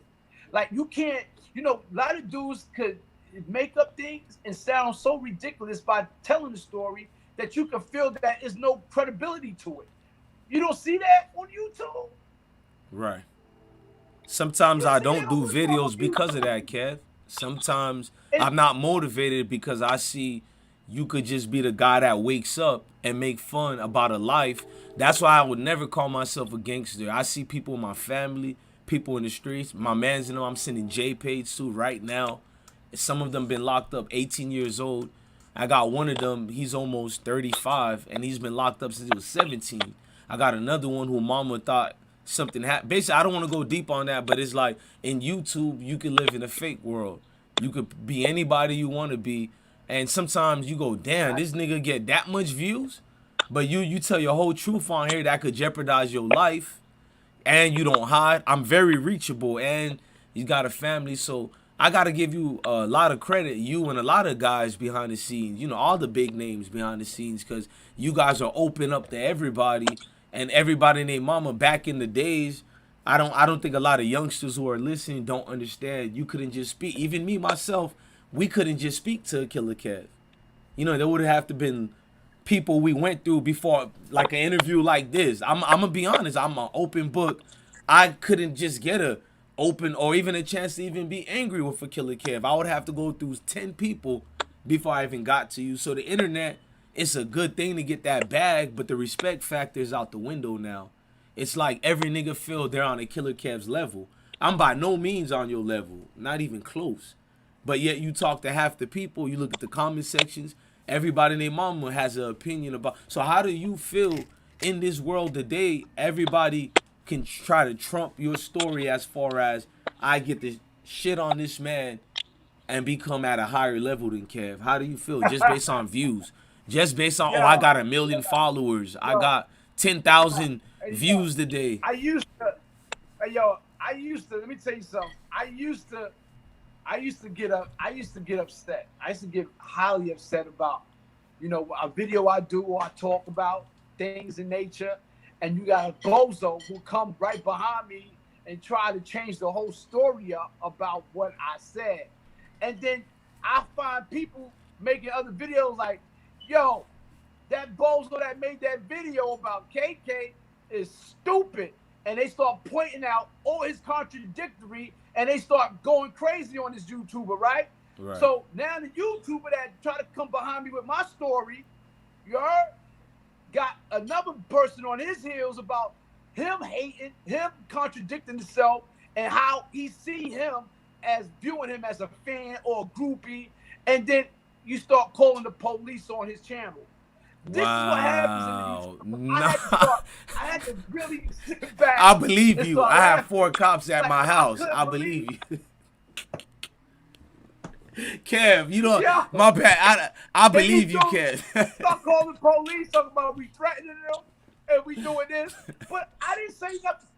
I say my story. And it don't even pertain to this interview. It don't even pertain to this YouTube sucker, you heard? But the YouTube sucker would come behind me all the time and be like, that's not true. That's not true. This is not. And then somebody come behind and be like, shut your ass up. You just doing this. You just doing that. But what you did here, and then you start calling the police, the YouTube police. Yo, take my video. Yo, he's doing this. He's harassing me. Come on now. Kev, I gotta ask you something, Kev. I try my best, right? You so much of a good interviewee. I'm not gonna lie. I'm done with certain questions, but just being a fan, I'm not gonna say supporter and all that. No, I'm literally a fan as well. I'm not afraid to say that. Oh, I think we lost Killer Kev, y'all. Me, man. Hold on. Okay, no, you good. Man, this is so lit. We was not gonna go nowhere. We're gonna wait for Killer Kev. Y'all gotta come out and come back in. Nah, it's perfect. We see you now. It's perfect now. Hold on. Okay, y'all. As we wait for Killer Kev, I'm loving. Yo, you gotta drop the link again. Drop the link again so I can come back in. Oh, okay. I can't hear. That's what I gotta do. Oh, okay. I got you, Killer Kev. Hold on, y'all.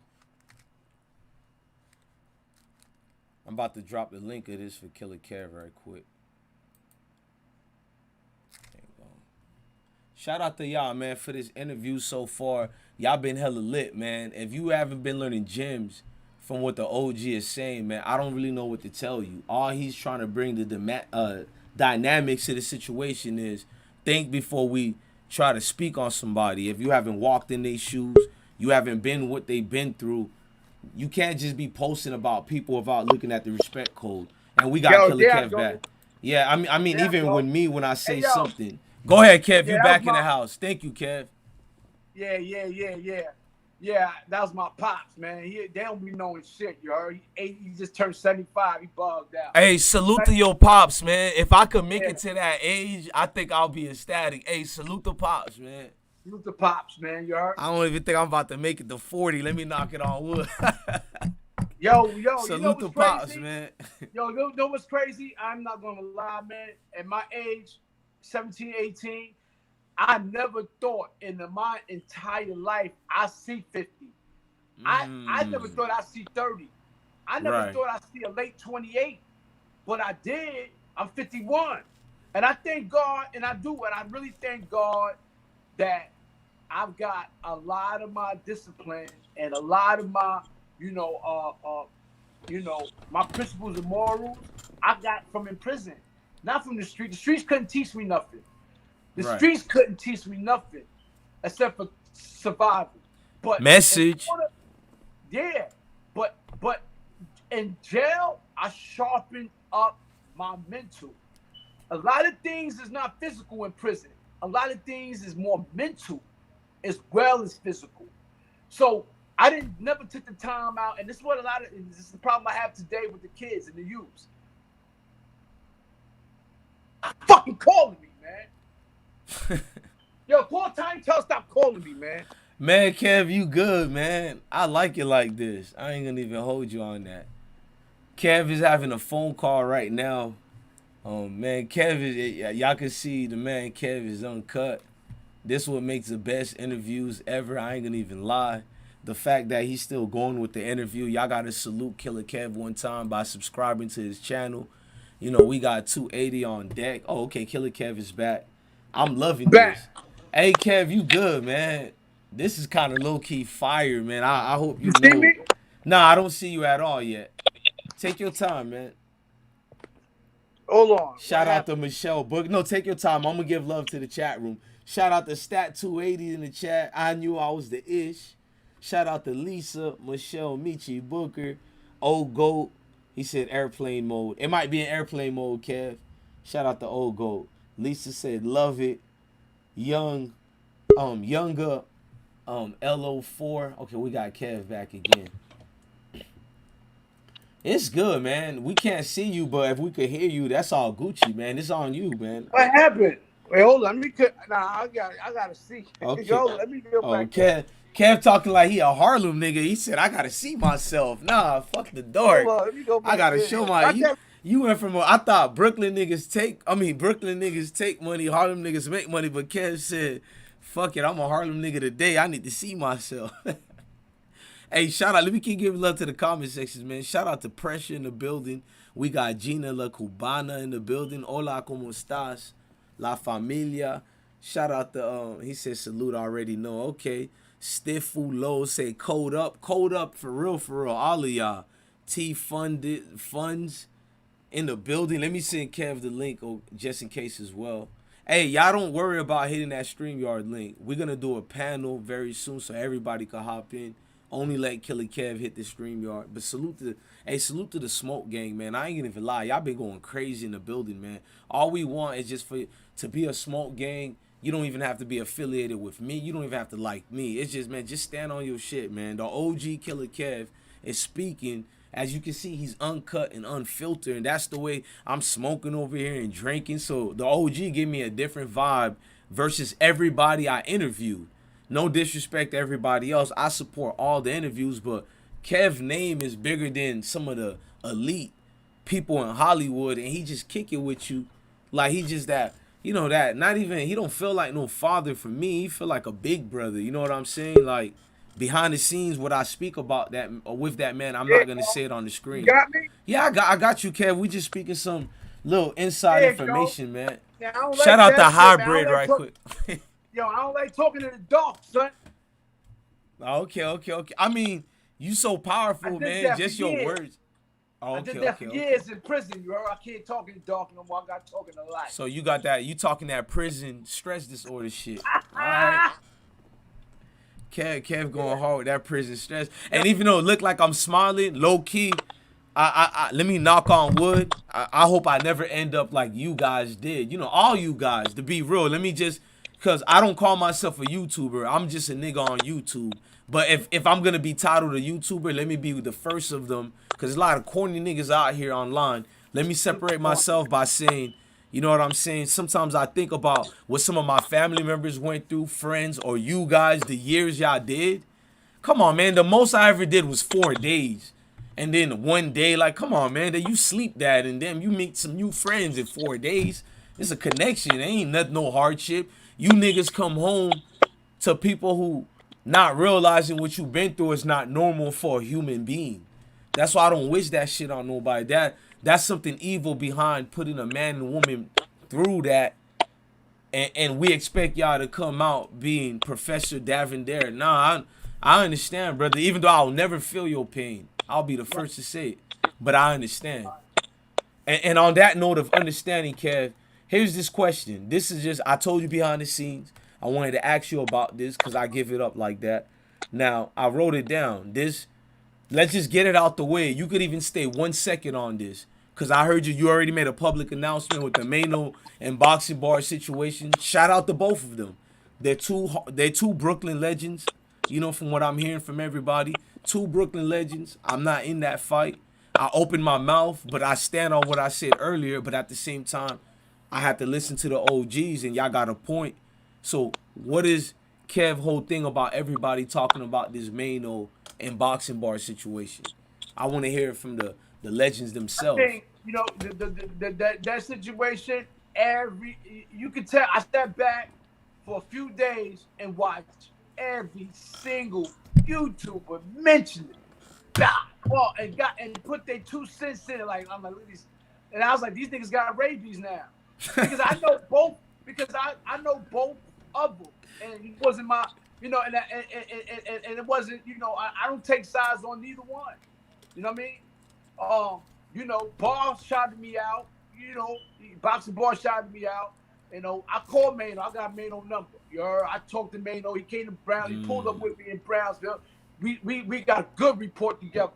It wasn't nothing towards this, but the people that fed off that.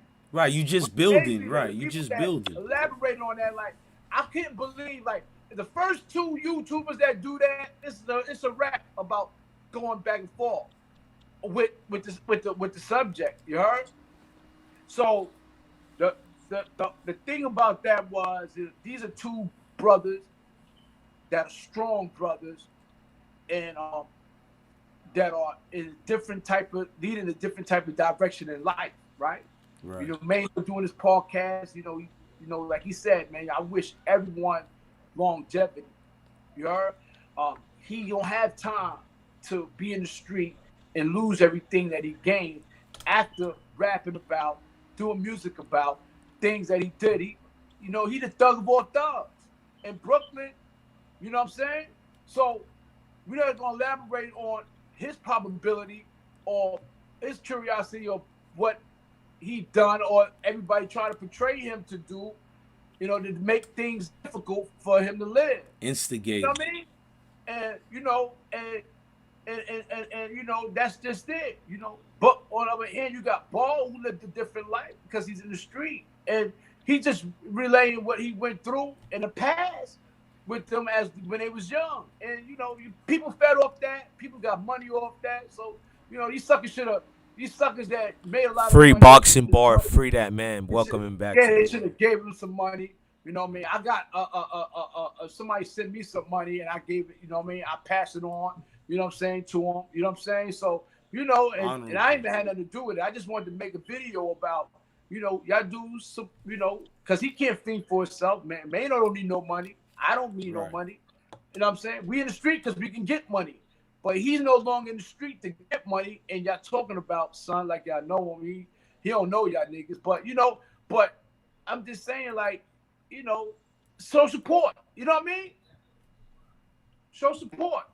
I mean, Thank you for elaborating. You don't have to stay long on that because we talk behind the scenes, and I understand it's a touchy Yeah, subject.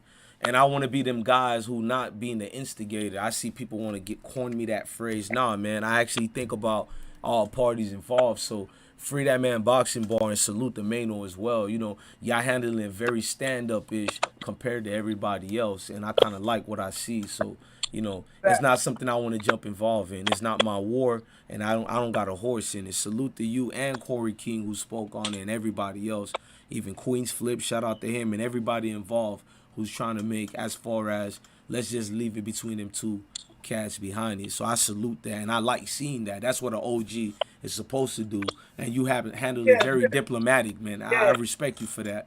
right, right. Hey, and Let me elaborate on something else. I'm gonna do this one more time. I take know your I don't time. really Take got, your time. I don't really got to explain myself, but you know, on the last interview that definitely Pop Chaser, he asked that question to somebody about how I felt about Queen's Flip, questioning me about that.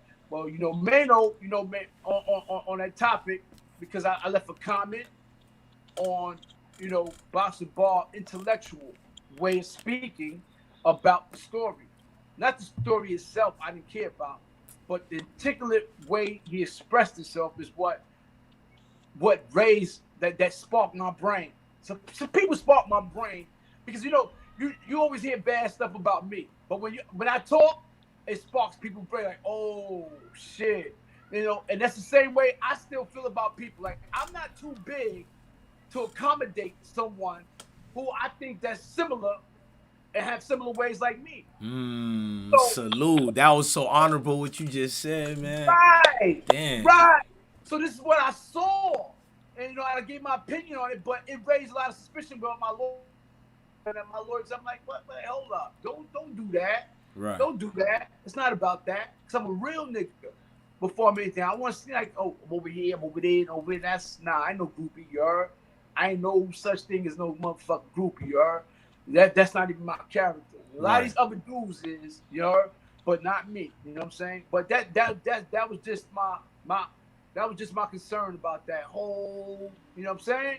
That was just my conclusion about that subject. You know what I'm saying? That's it.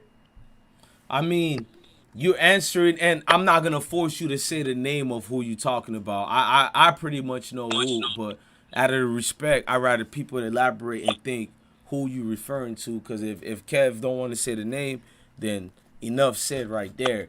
Okay, I'm gonna skip that. I was gonna say his name, but if you don't want to say it, I'm not gonna say it. I only can You can smile say and his laugh. name because they said my name. Oh, okay then. Oh, okay. Damn. Salute to the They said my OG. name. Hey, to this Go nigga, ahead. we about to say the name. Look, I'm an interviewer. I'm gonna stand on this. If you feel some type of way, I'm gonna say your name.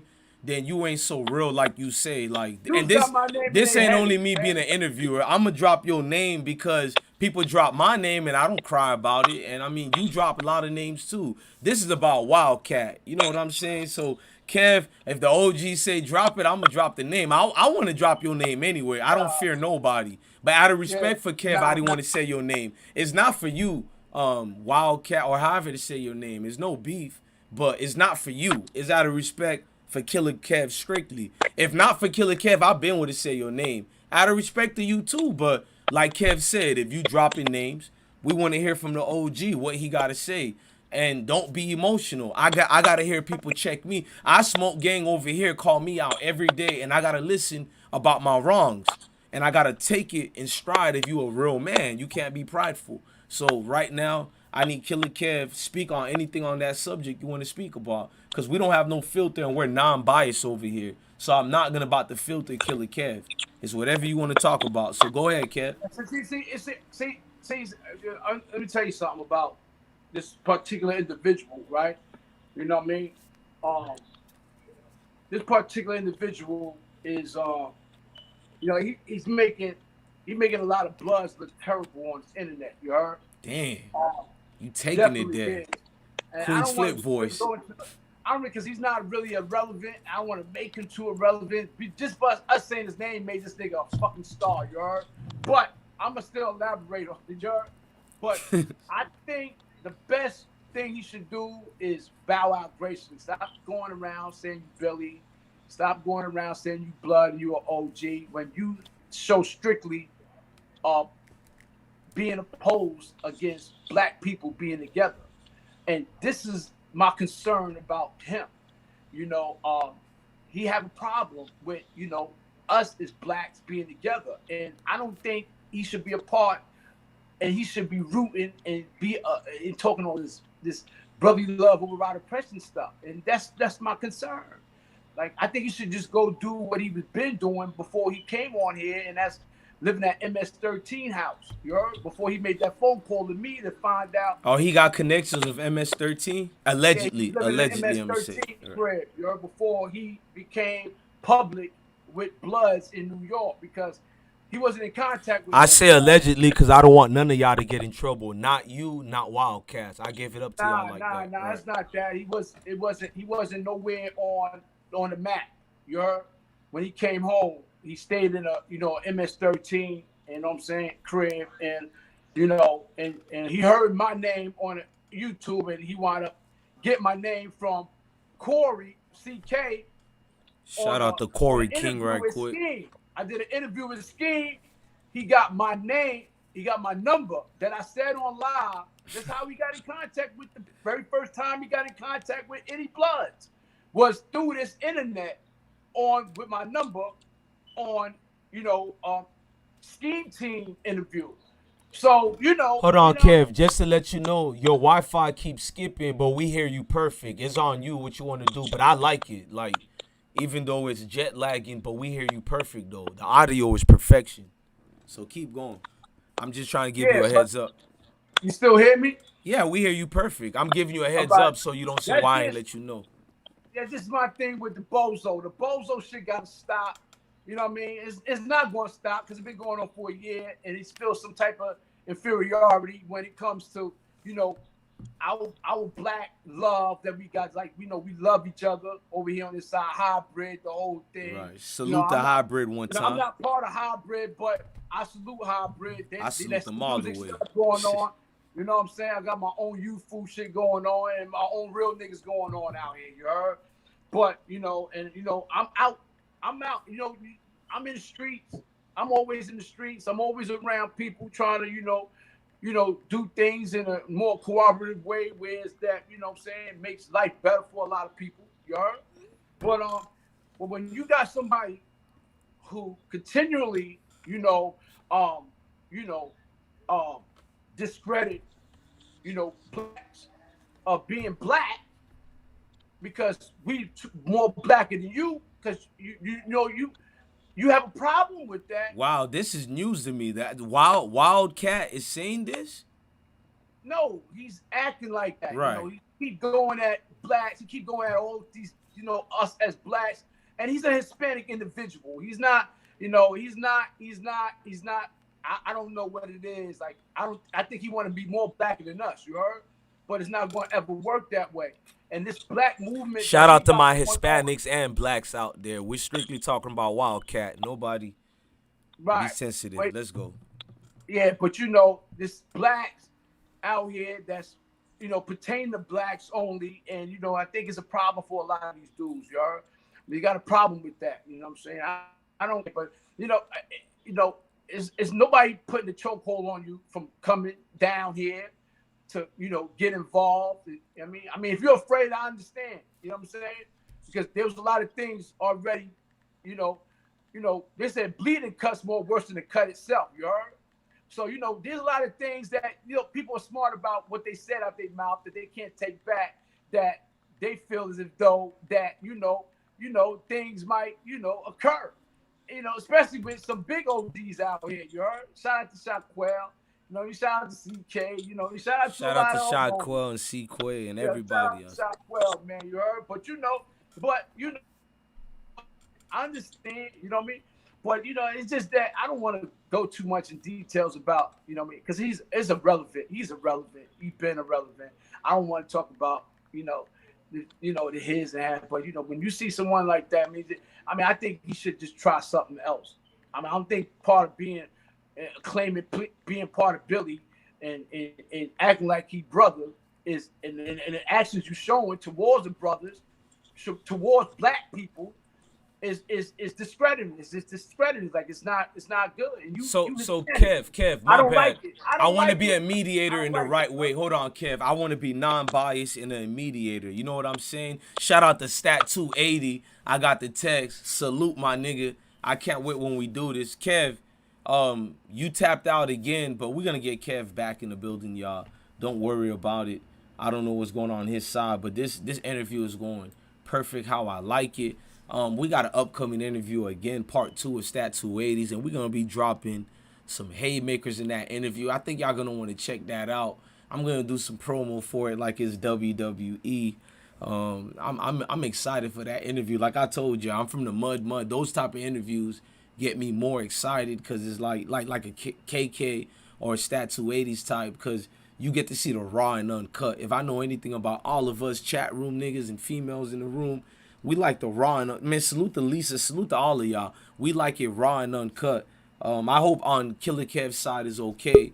Okay, damn, I'm perfect. I was about to do some promos right quick, but I got y'all on the promos on some more lives and uploads. Don't worry. Go ahead, No, Killer my Kev. bad. Take over, My man. bad. Kev, take over, bro. Don't do that. My bad shit. Nah. This is the Smoke Gang channel, man. Yeah, everybody keep calling me and shit, man. Man, hey, you good, man. You got people in the chat say that's that voodoo. You got Life Observer said smokes. Old Goat say Raza must unite. Tommy Dunn say salute to all the races and know what it's like to be stereotyped as a gypsy. I hate racism and hate is strong word. I'm glad see everybody understood where you coming from. I like that. Salute to the Ismo Gang for not being sensitive. Love that. Yeah, Keep going, Kev. Yeah, so that's just my thing and my problem. But I think Son should find a new avenue about claiming something that we against, because what he doing is, is against what we believe in, and he keep going at all black dudes, all the black brothers that's together, that loving each other, having fun with each other, and he keep causing some type of distraction, with fake stuff he doing or making up, and we don't want that shit. Hold on, Kev. Let's be fair to WildKat. Let's be fair. Are you saying these things about WildKat? Is it fair? Hold on, Kev. Hold on. Let's be fair and non-biased. Are you saying these things about WildKat because he said some disturbing things about you or disrespectful things about you, or this is honestly how you feel towards WildKat himself? Now, I'm just being immediate. Now, listen, I don't care about no disturbing things or what he said about me. I can take that because we know that's a lie. But my thing is, when I start seeing him going at everybody, every dude, every black dude, and these dudes ain't paying him no attention, is what I feel that right now. This shit, me and him get something personal going on, we go at, we do our thing, you heard? But when you start adding other people, and you start going behind the scenes, talking about, this one and that one, this one, nah, that's not gangster. You ain't gangster, Can you ever repair your friendship, or did you even have a friendship with WildKat? Was it once peace between you two brothers? You know what I mean? Like, where did you and WildKat take a left turn? Should I say? Where did it go left? Let me tell you something about my principles and morals. Right. Tell us. Let me tell you something. First and foremost, man, I grew up where disrespect only results in violence. Right. You heard? It don't even have to be nothing major. A nigga say something indirect to me, could never. Anybody say anything that you think is your friend that say indirect shit to you, that's not your friend. You heard? That's your enemy. You better start thinking like that. You heard? When niggas start talking about CK got cut in his face and I got all my teeth, I ain't got no fucking teeth, mom. I'll take my shit out right now.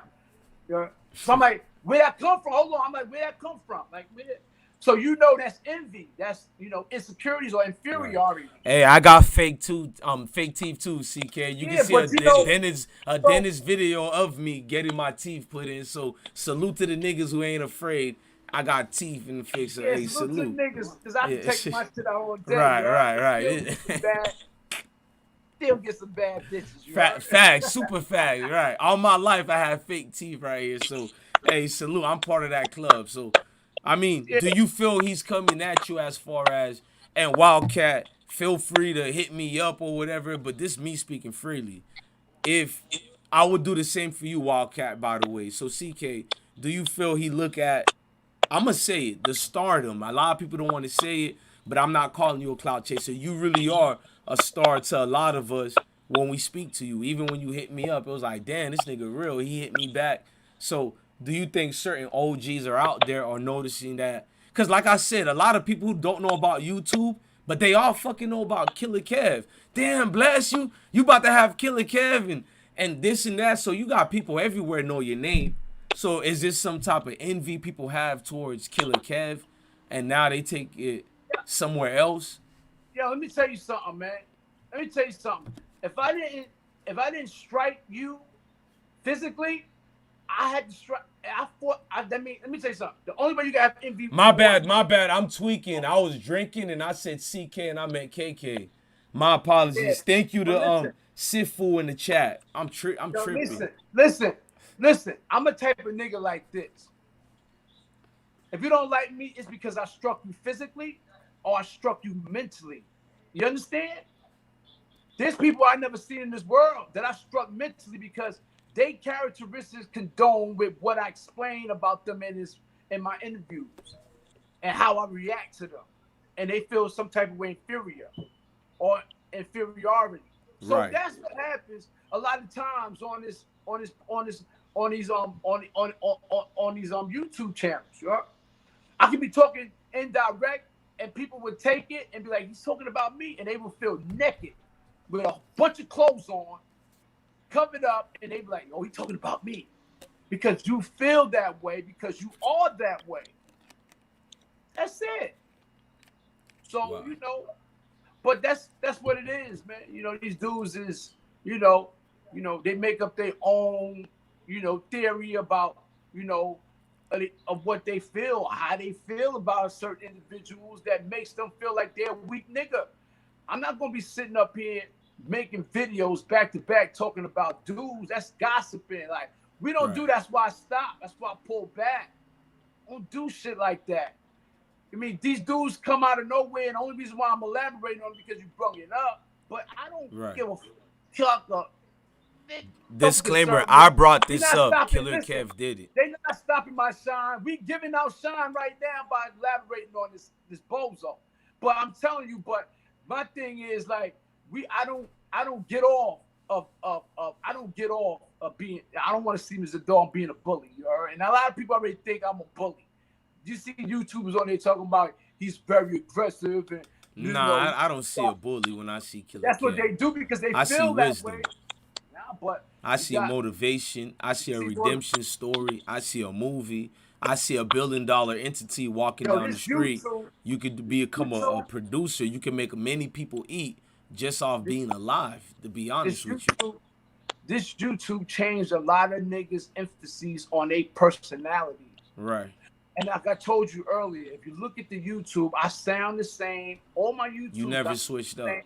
I never switched up. But you can see the changes in some of these YouTubers. Watch them. How they try to overcome their inferiority. You talking to the choir, Kev. I see it every day. I mean, we talk about it with the Smoke Gang every day. Right. The fake YouTube world. They got the expression like, and then if they're in a happy mood, they go, yeah, they all chitty chatty, yo, what's up? You see their hands go like this sometimes, you heard? I be saying mad funny shit, you heard? I be like, oh shit, this dude, he don't know what he wants. If you confused about yourself, how the fuck you gonna confuse the world about believing in you? How? Damn. If you're confused about yourself, how you want to confuse? Repeat that again for the people in the room. That shit hit different. Go ahead again. Yeah. If you're confused about yourself, how the fuck you going to confuse people to believe in you? You can't. There's no explanation about how you say, what you think you want people to believe. It's not going to work. It's not going to fucking work. When they going to get that shit through their fucking head, you heard? That's the $1 billion question, you heard?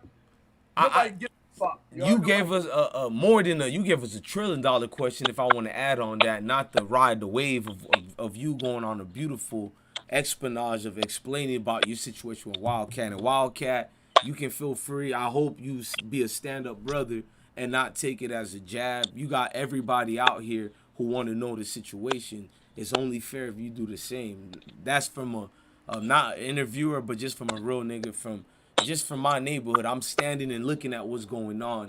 It's good to hear both sides, WildKat. We heard you.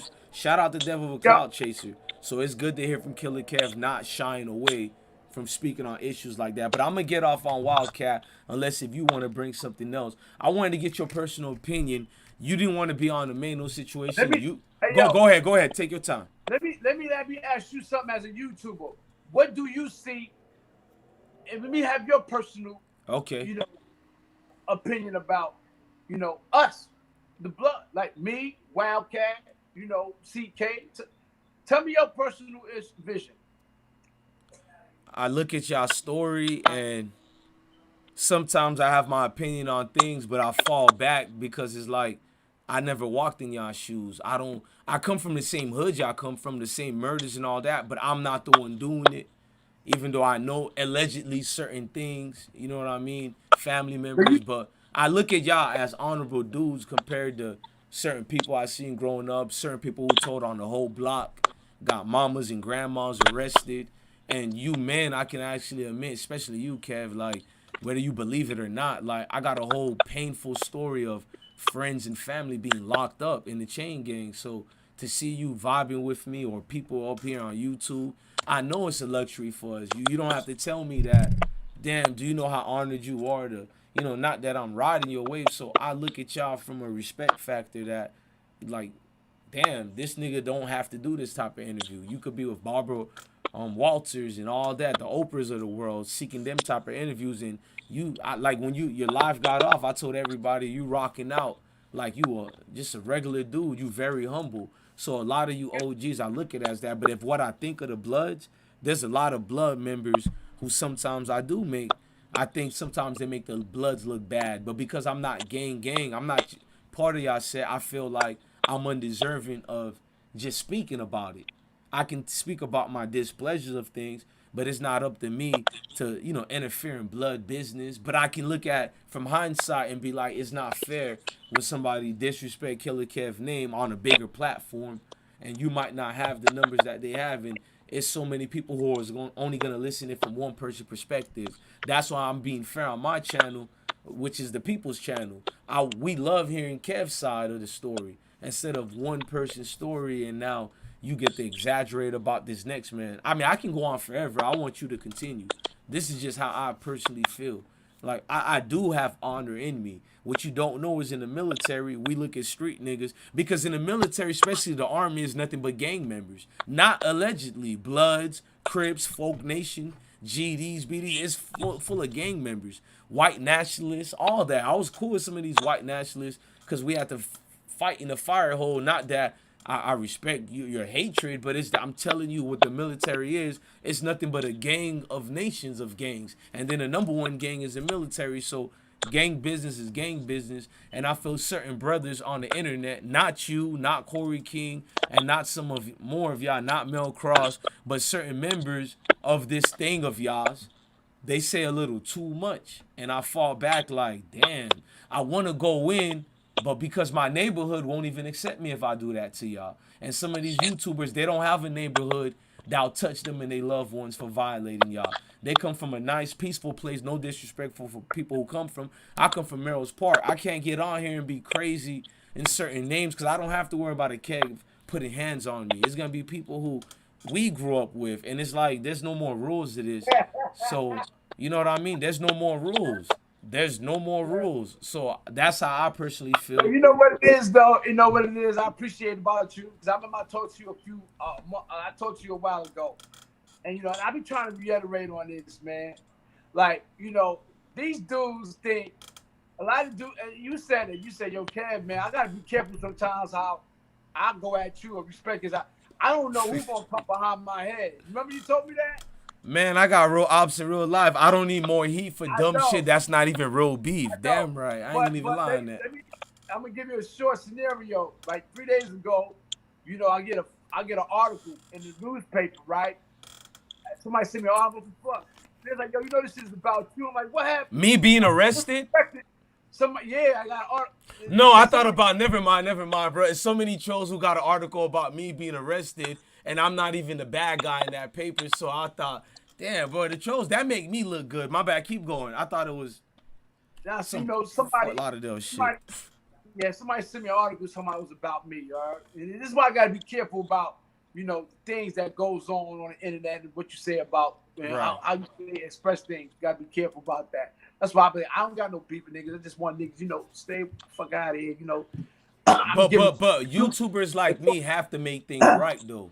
But forget about me being from the block. I have to make sure things is cool because I can't then erase the respect or how I envision you guys off some YouTube or interview shit. At the end, let's make that clear in front of everybody.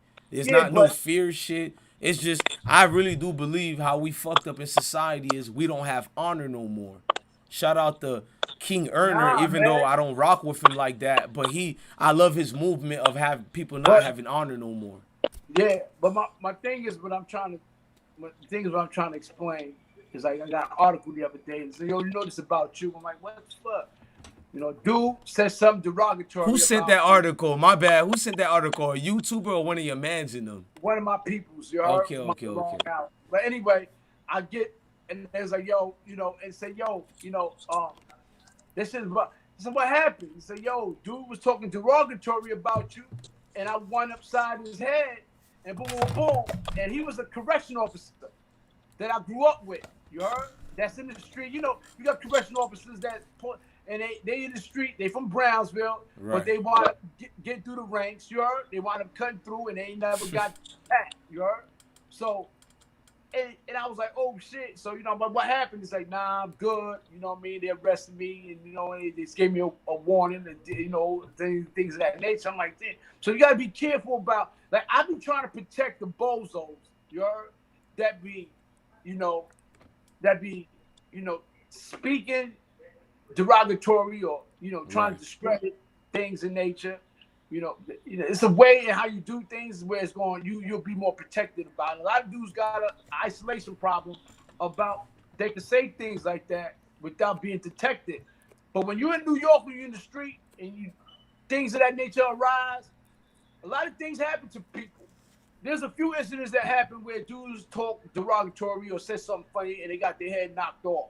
And I was like, damn, I don't know the perpetrator and I don't even know the victim. So I don't know what the fuck is going on, but it's not about me. It's not about my cause, and that's why I said, man, you got to be careful about, people that you disrespect. Hey, for everybody listening, disclaimer: Killer Kev is just telling an educational purpose situation for you knuckleheads out there. You got to be careful about the person you disrespect and how powerful the person is without knowing or without having interference with. That's absolutely correct. I agree with you on that. Everything is not about fear and all that. At the end of the day, it's chaos.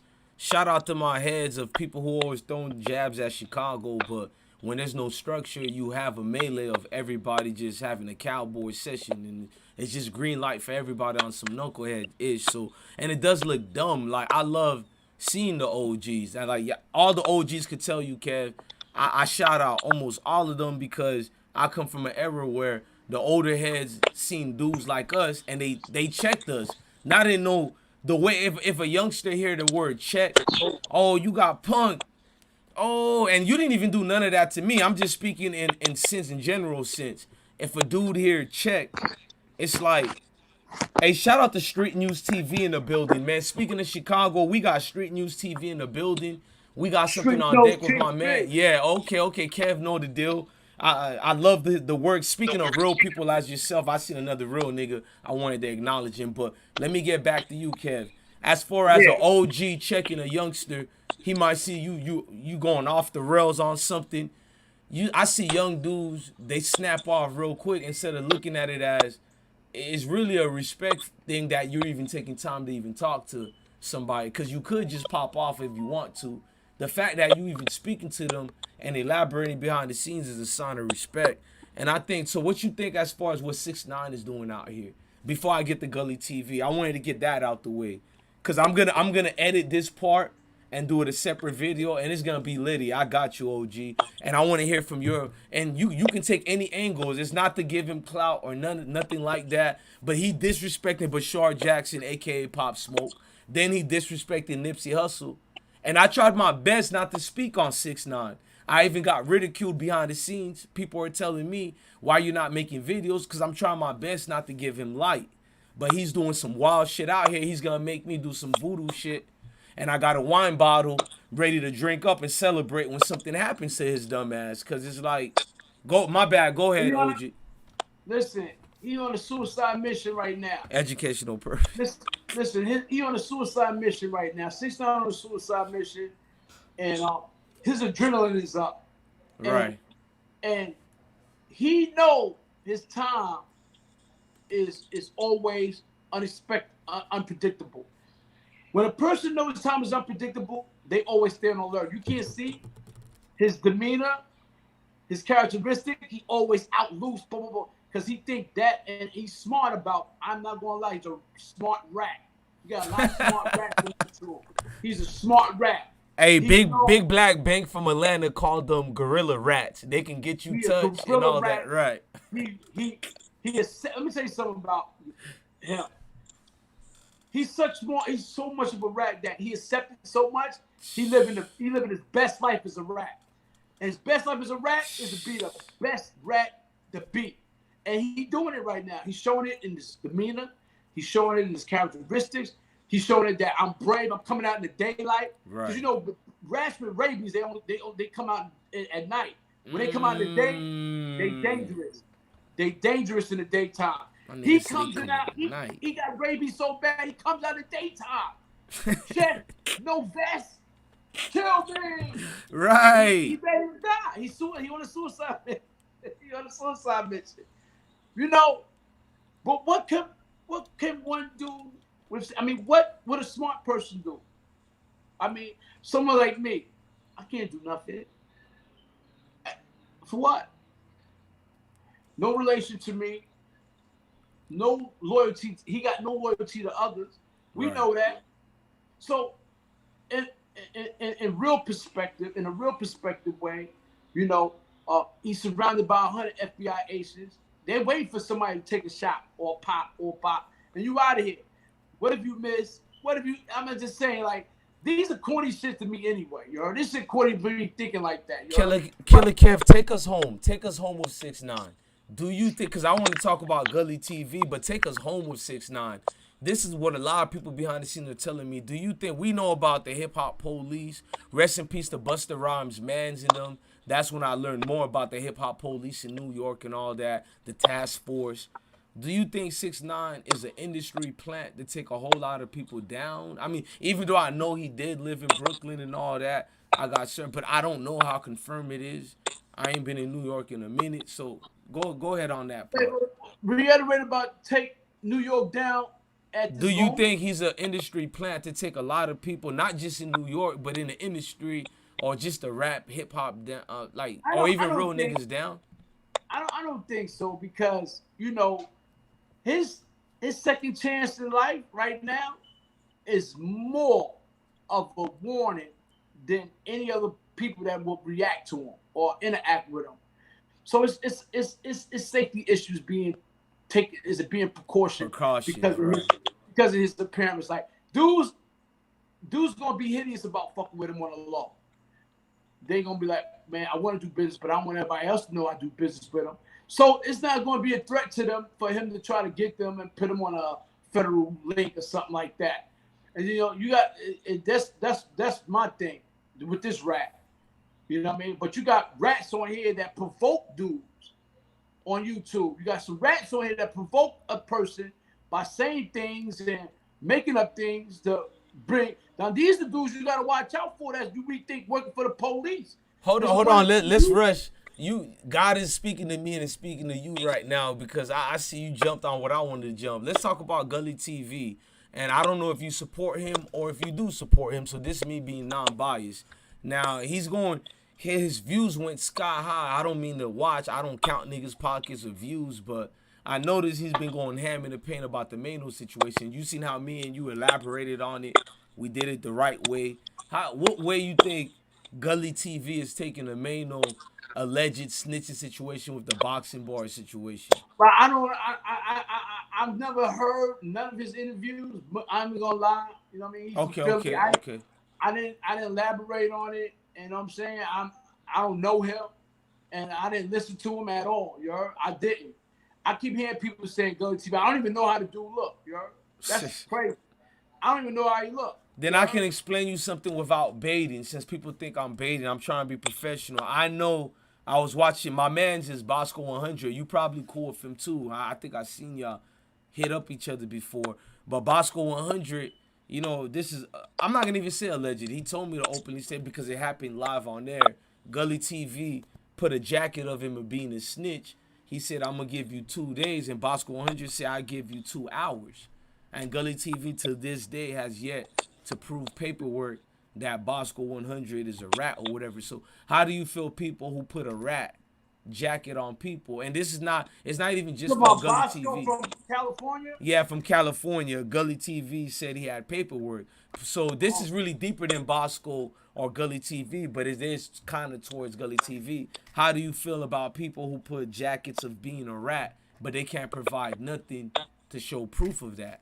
Like, as a man as you who are honorable, who you've been through the ropes, street life, how do you feel about that jacket falsely getting put on you? I don't know, because nobody never put no paperwork on me. I never had code to finish, bro.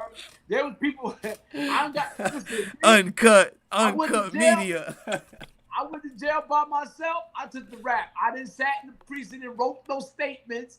I didn't say nothing about who was there, none of that. I don't understand that type of nature, you heard? I've never got no jacket like that. Can't say don't even bring that to me. No, I can't do it. I don't know what to say. I mean, that's not my cup of tea. You know what I'm saying? All right, then I'm not gonna even be an instigator. Say no more. I feel you. This whole conversation, it ain't even for a man like you to even entertain that, and I kind of respect that too. But you know, it's one thing I gotta say, because you got a lot of people that did that. You know what I'm saying? Like, you know, you got a lot of people that know how to. And I was talking to Shaquille the other day, and he was talking. And shout out to Shaquille. Yeah, I was talking about, and he said, "Yo, you know how many people I saw who made up fake paperwork? You know what I'm saying? And if you, and it was some things that he said you do, and you go, and they said unfounded. That means that's not paperwork. That's not real paperwork. That's makeup shit. You heard?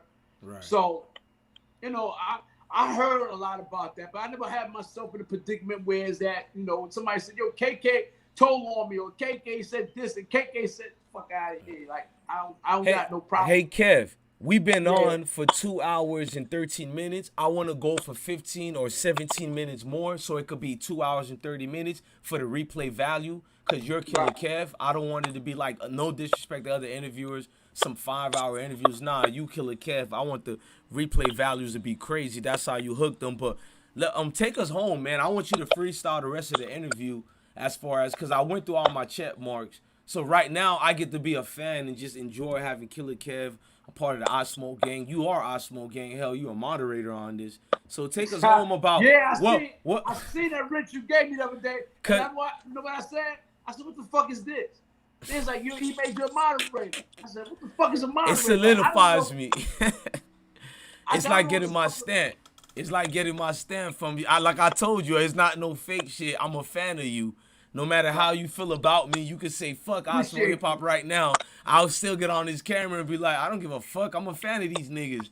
It's a dream. My dream came true when I got on this YouTube thing, and I get to speak to everybody that I watch and admire from afar. So from a real one to another one, nobody could take that away from me. Like Bernie Mac said, Shepherd, he said they can't take it away from us. And I feel like even if I die today, niggas can't take it away from me. I'm living my dream. So I see niggas on YouTube get mad every day.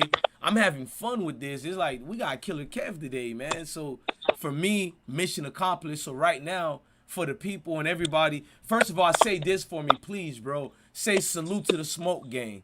Because I love them so much, because they don't care about me like that. They care about the topic, the mission, the life, themselves, their families. That's what Smoke Gang is. Fuck who I am.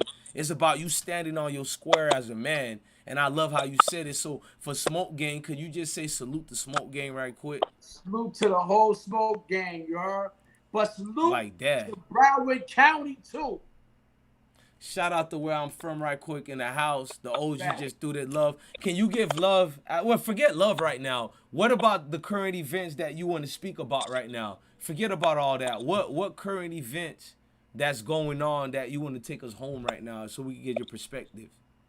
Well, as you know, with the George Floyd stuff, right? You got Black Lives Matter. Right. Now we got another incident where a black guy shot a 5-year-old kid in the head.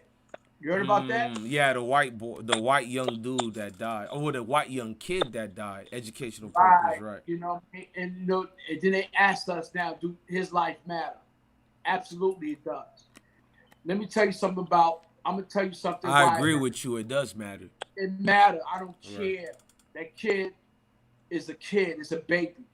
When you cause any type of bodily harm to any kid, especially at the age of 5, 6, and you threaten, and you got YouTubers on here that threaten. I seen YouTubers on here threatening kids and all that, man. You got a fucking you should have a problem for the rest of your life. You heard? You should. You should be a victim of everybody. You should be tortured. You should be beaten. All that, you heard? Because I don't think that was not gangster. Shooting a 5-year-old kid in the head. And you got some dudes on here who talk about the youths and things of that nature, and they felt the same way towards girls, little kids like that. So I don't understand, these dudes is bugged out. Now I know I got a mental problem, absolutely, but my mental problem concerns me about dudes in those type of atmosphere. And we all got mental problems. I say it every day. I think I'm bipolar and I'm going through a lot. Right, exactly. Yeah, I know I do. I'm like a serial killer who goes around killing other serial killers. You heard? Educational purpose, right? I'm like you want to share? I'm gonna kill all serial killers who killing kids. I didn't touch on. I didn't. Kev, do you want to talk about that story that you've been through? I didn't want to bring it up. I'm a serial killer who raping all the old who does educational purpose. Killer Kev, do you want to, before we leave, do you want to bring that up? I didn't want to bring it up. The situation with Karen and her kid and the brother-in-law, I think it was. You know what I mean? Just say yay or nay. Remember the situation with the dude who was messing with the youngster, and you had to do what you had to do.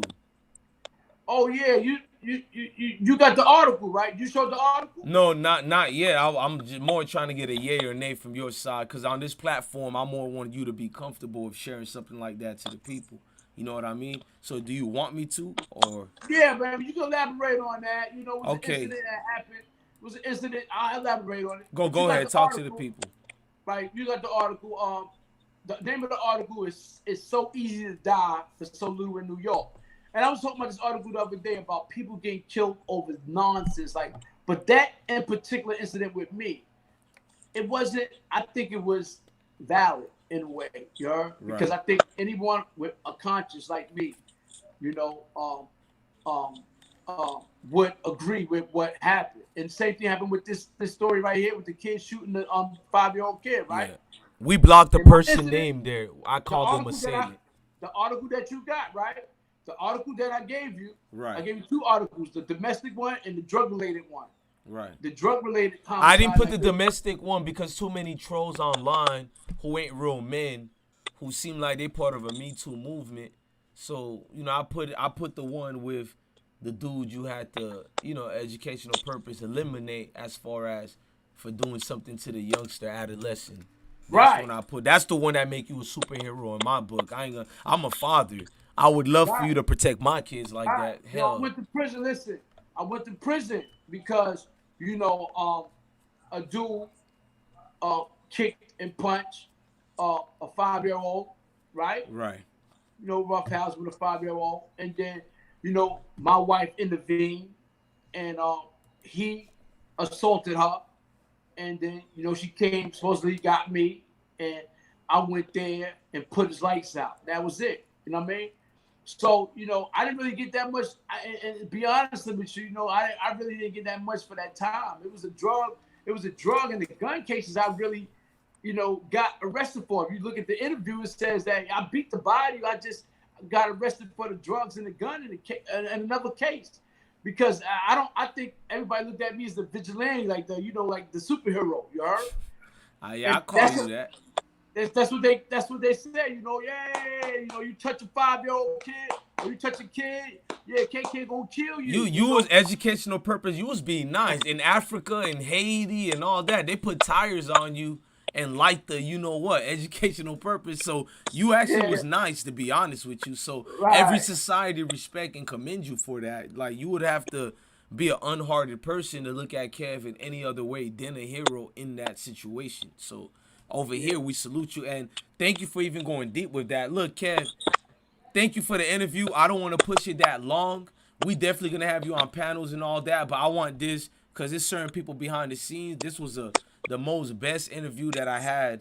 Not by far, but right now. Man, that's what I was about to say. I actually enjoyed it. I've been drinking, sitting back. I've been reading the chat, and it keeps going up and down in a lit way, so I don't know what more to say than thank you to everybody part of this interview.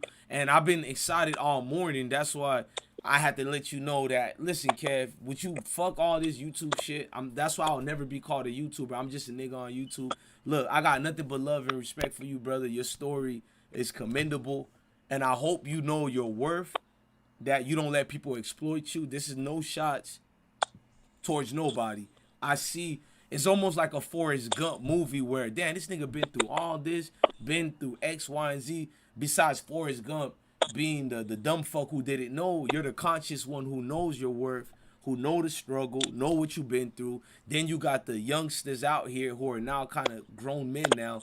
You got their mind, so you are a leader. You said earlier in the interview, you not a leader, but take it from this dude over here who been in the military. You have all the aspects and attributes of a leader, man. I'm not just capping for the camera. I don't even like the camera to keep it a stack with you. But to just say it as it is, you are a leader. You displayed it in this interview.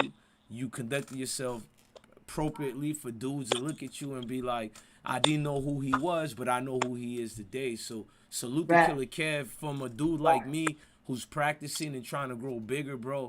I know you didn't need to co-sign me and all that and to still, come through. And I got a little potty mouth.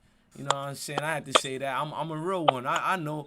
And to still give me love like that, man. Shout out to you, man. Smoke gang in the house, and we salute the You Food Nation. Shout out to you, bro. Even if I'm food too, I'ma still give it up. Shout out to Food Nation, man. Yeah. And say leave us off with something right quick. Yeah, man. Go to my YouTube. My YouTube is Killer Kev. It's real. You know what I mean? Sign up for YouTube. I already put the video out for this video. I put the video out for this video. You know that, right? Before I got on here, I made a YouTube video that said that come to I Smoke Hip Hop. You heard? I was gonna be on at 3 p.m. So everybody know. You know what I'm saying? Thank you. I appreciate that. My IG is OG_Killer_Kev. OG_Killer_Kev. You heard? But one of the things I want to leave off with y'all, right? Let me tell you something about something that I had in my mind all throughout my life about the nature of ordinary men. The nature of ordinary men is to be wild when young, violent when mature, greedy when old. Even one person undergoes a number of changes. So it is no wonder that leaders repeatedly change laws and the country repeatedly change leaders. If people use their own positions of responsibilities to enforce their own likes and dislikes in life, then you will have those who are in subordinate positions, meaning lower positions, will always fear, I repeat, always fear being unable to manage successfully. Salute. God damn. Hey, Kev, I said you're not a father figure, but I felt like Pops was speaking to me, man. I call you a big brother, but right there at the end, thank you for them gems, because I'm going to take that clip and make it a separate video so we can inspire people even over here in Florida and throughout the world, because we got the whole world watching. Thank you, Kev. Like, I appreciate your humbleness, and I hope you can come back. And this me keeping it real, no cap. I hope you can come back for regular panels, because I need to hear from OGs like you. And feel free. You see, I don't wear my feelings on my sleeve. Let me know when I need to fix this, if I'm out of line on this. Like, I like taking advice. You can't be a leader if you don't learn to follow. So I learned that from the wise elders. And I don't think you old enough to be an elder, but in my book, you beyond maturation. There's some elders out here. So feel free. You got my number. Take your time. I want to leave you with one thing. You, as a journalist, smart man, everyone do not need to be on your panel. Be particular about what the characteristics of an individual or the intellect an individual has deserve to be on your panel. That's how you're going to win. All right? Not everybody is afforded to be on your panel. So don't be in a rush to interview a lot of dudes because of what you think that they believe in. The intellect will destroy your panel. You heard? Damn, Kev. You put me in, coach. Put me in, coach. Take me off the bench. No. Damn. You just motivated me to that, because I be saying fuck this YouTube shit, man. I'm not gonna lie, Kev. I appreciate that, Kev. Nobody did that in all my interviews I've ever did. None of the celebrities, and you are a celebrity, man. Damn, Kev. Right. Shit, man. I see why the young boys rock with you, bro. That's the wife don't give me motivation like that. Damn, thank you, Kev. The fuck? Everybody don't deserve your time. Damn. Everybody don't deserve your space, man. Not negativity. Nah, not at all, you heard? You got a nigga for getting flattered on fucking in front of Smoke Gang. I can't lie about that, bro. That shit, you made me feel like when I play that Pop Warner football, man. Yeah, I'm motivated to run through a wall for you, kid. Let me tell you something. Certain dudes belong on certain platforms and pop all the stuff they want to pop about other people, but not yours. Yours is bigger than that. You don't need these dudes. They stay with the other. Let them stay with the other, side block shit. You heard?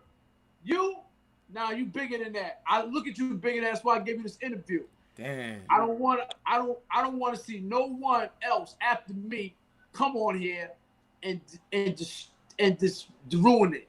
You got my phone number. I'm gonna be mad at you. Let me know if I'm on some sucker shit, bro. Like, real talk. Believe it or not, I got my whole hood watching me, man. I'm not joking when I say that. Like, some of them probably don't even know me, but if they hear the neighborhood I come from, it's like, you better make us look good in this bitch. So I'm not gonna lie, I'm not like these YouTubers, Kev. Like, I can't just get on here and be dishonorable. So let me know. Call me up and be like, and even while the interview's going live, Bless, hey, this is a no-no. Like, believe it or not, I'd rather hear from y'all. Like, what the fuck? Like, I got you. This is what I need to hear. This is what, let me know when I'm going on. When I was tweaking out, I hit up Corey King, Stat 280, the niggas who been in that type of field. Like, am I wrong? Even your young boys hit me up, and I was here to listen to it, not to take it out. Even on the phone, I was like, oh, Kev, man, you taking too long. I'm about to put the minute more, and you thought it was, and I had to let you know, because I respect you so much. Fuck the people, no disrespect to y'all. Let them wait 30 more minutes until we get the communication with the StreamYard, because I feel like you deserve that. You need to know that from my side. So as far as the words you just gave me, that shit about to let me go in the game right quick, man. That was me. Let them niggas wait till we get this shit together. Right, wait. Right? That's why I say give it 30 extra minutes, man, because you see everybody in the room, everybody want to hear the gems being given.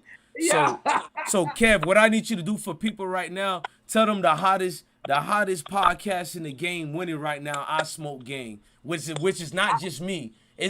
I Smoke Gang stand for niggas that stand on these squares and females that know they queens. So salute to the I Smoke Gang, the hottest podcast. Salute to the I Smoke Gang, man. You heard? Salute to Queen's Flip. Salute to Queen's Flip. Sac passe, Queen's Flip. Koto wale, Queen's Flip. M'vel pou genye, m'vel pou ene. Queen's Flip, m'wa ou tout kote la. Sac passe, Queen's Flip. Everybody to tune in Tuesdays and Fridays with me on Caffeine. Caffeine is a new app. Take your time and promote that for them. Do it again. Man, do it again. I'm promoting Caffeine You know, we working with Drake. We work for Drake. Nah. Tell them how to find you on there again. Take your time and say it slowly. Tuesdays and Fridays, man. I'm on caffeine. You know what I mean? We got Drake. We working for Drake. We do a lot of interviews, you know, on topics and things of that nature with rappers, you know, entertainers, a lot of strippers and women and stuff. You know what I mean? Ourselves, we do all of that. So if you don't got the app, download Caffeine. Tune in Tuesdays, Fridays after 10 p.m. with Flip and me. You heard? That's it. Make sure y'all tune in to Killer Kev and Queens Flip. Like he told you, hey Kev, when can we find Queens Flip again? Every what? Tuesdays and Fridays on Caffeine. Shout out to you. When we can find you again, Yeah, Tuesdays and Fridays on Caffeine. You heard? You heard it like it is. And tell them where to follow you again on Instagram so they can get in touch with Killer Kev. Food Nation in the building. OG_Killer_Kev. Bang. Shout out. Thank you, Kev. Love you, brother. Appreciate it. I love you more. From a black man to a black man, you didn't have to do it. I appreciate it. I just have to let it be known. I love all the races, but from a black man to black man, thank you very much for this alley-oop, man. I needed that. Absolutely, black man. Salute. Salute, Killer Kev.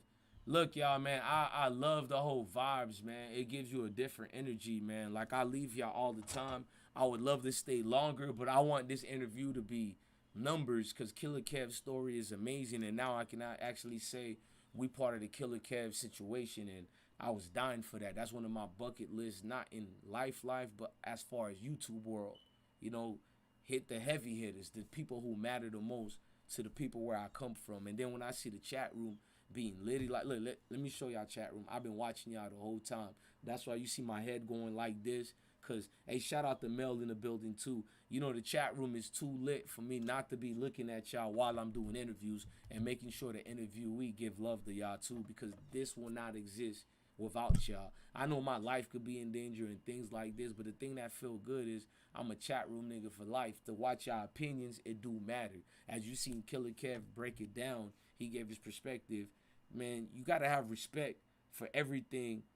Oh, Belba guy, for real, Lisa. You got to have respect. Man, shout out to Miami in the building. You got to have respect for the ones who was before you, who actually can not just live through a movie. They've been through the ups and downs. And Killer Kev's story goes beyond the reaches of some YouTube shit. Unfortunately, I'm going to just keep it real. I hate that these type of generation has to go through the internet world. And, you know, the internet world is a weird place. We can make it good. We can make it bad. These guys have to see the disrespect to their face that other people can't just do simple like that. So right now, I sometimes I feel for them. They paid the way and paid it in blood, and now they got to sit back for some unknown face or somebody who got a big following to tell them what life is. So hopefully we can become a platform where these OGs, even if they don't like me, they can speak freely about their dislikes, distaste, and that's why I want to become. I want to just be a club where everybody vibing. I won't feel embarrassed like that. Oh, Killer Kev is calling me right now, man. Peace to y'all in the building.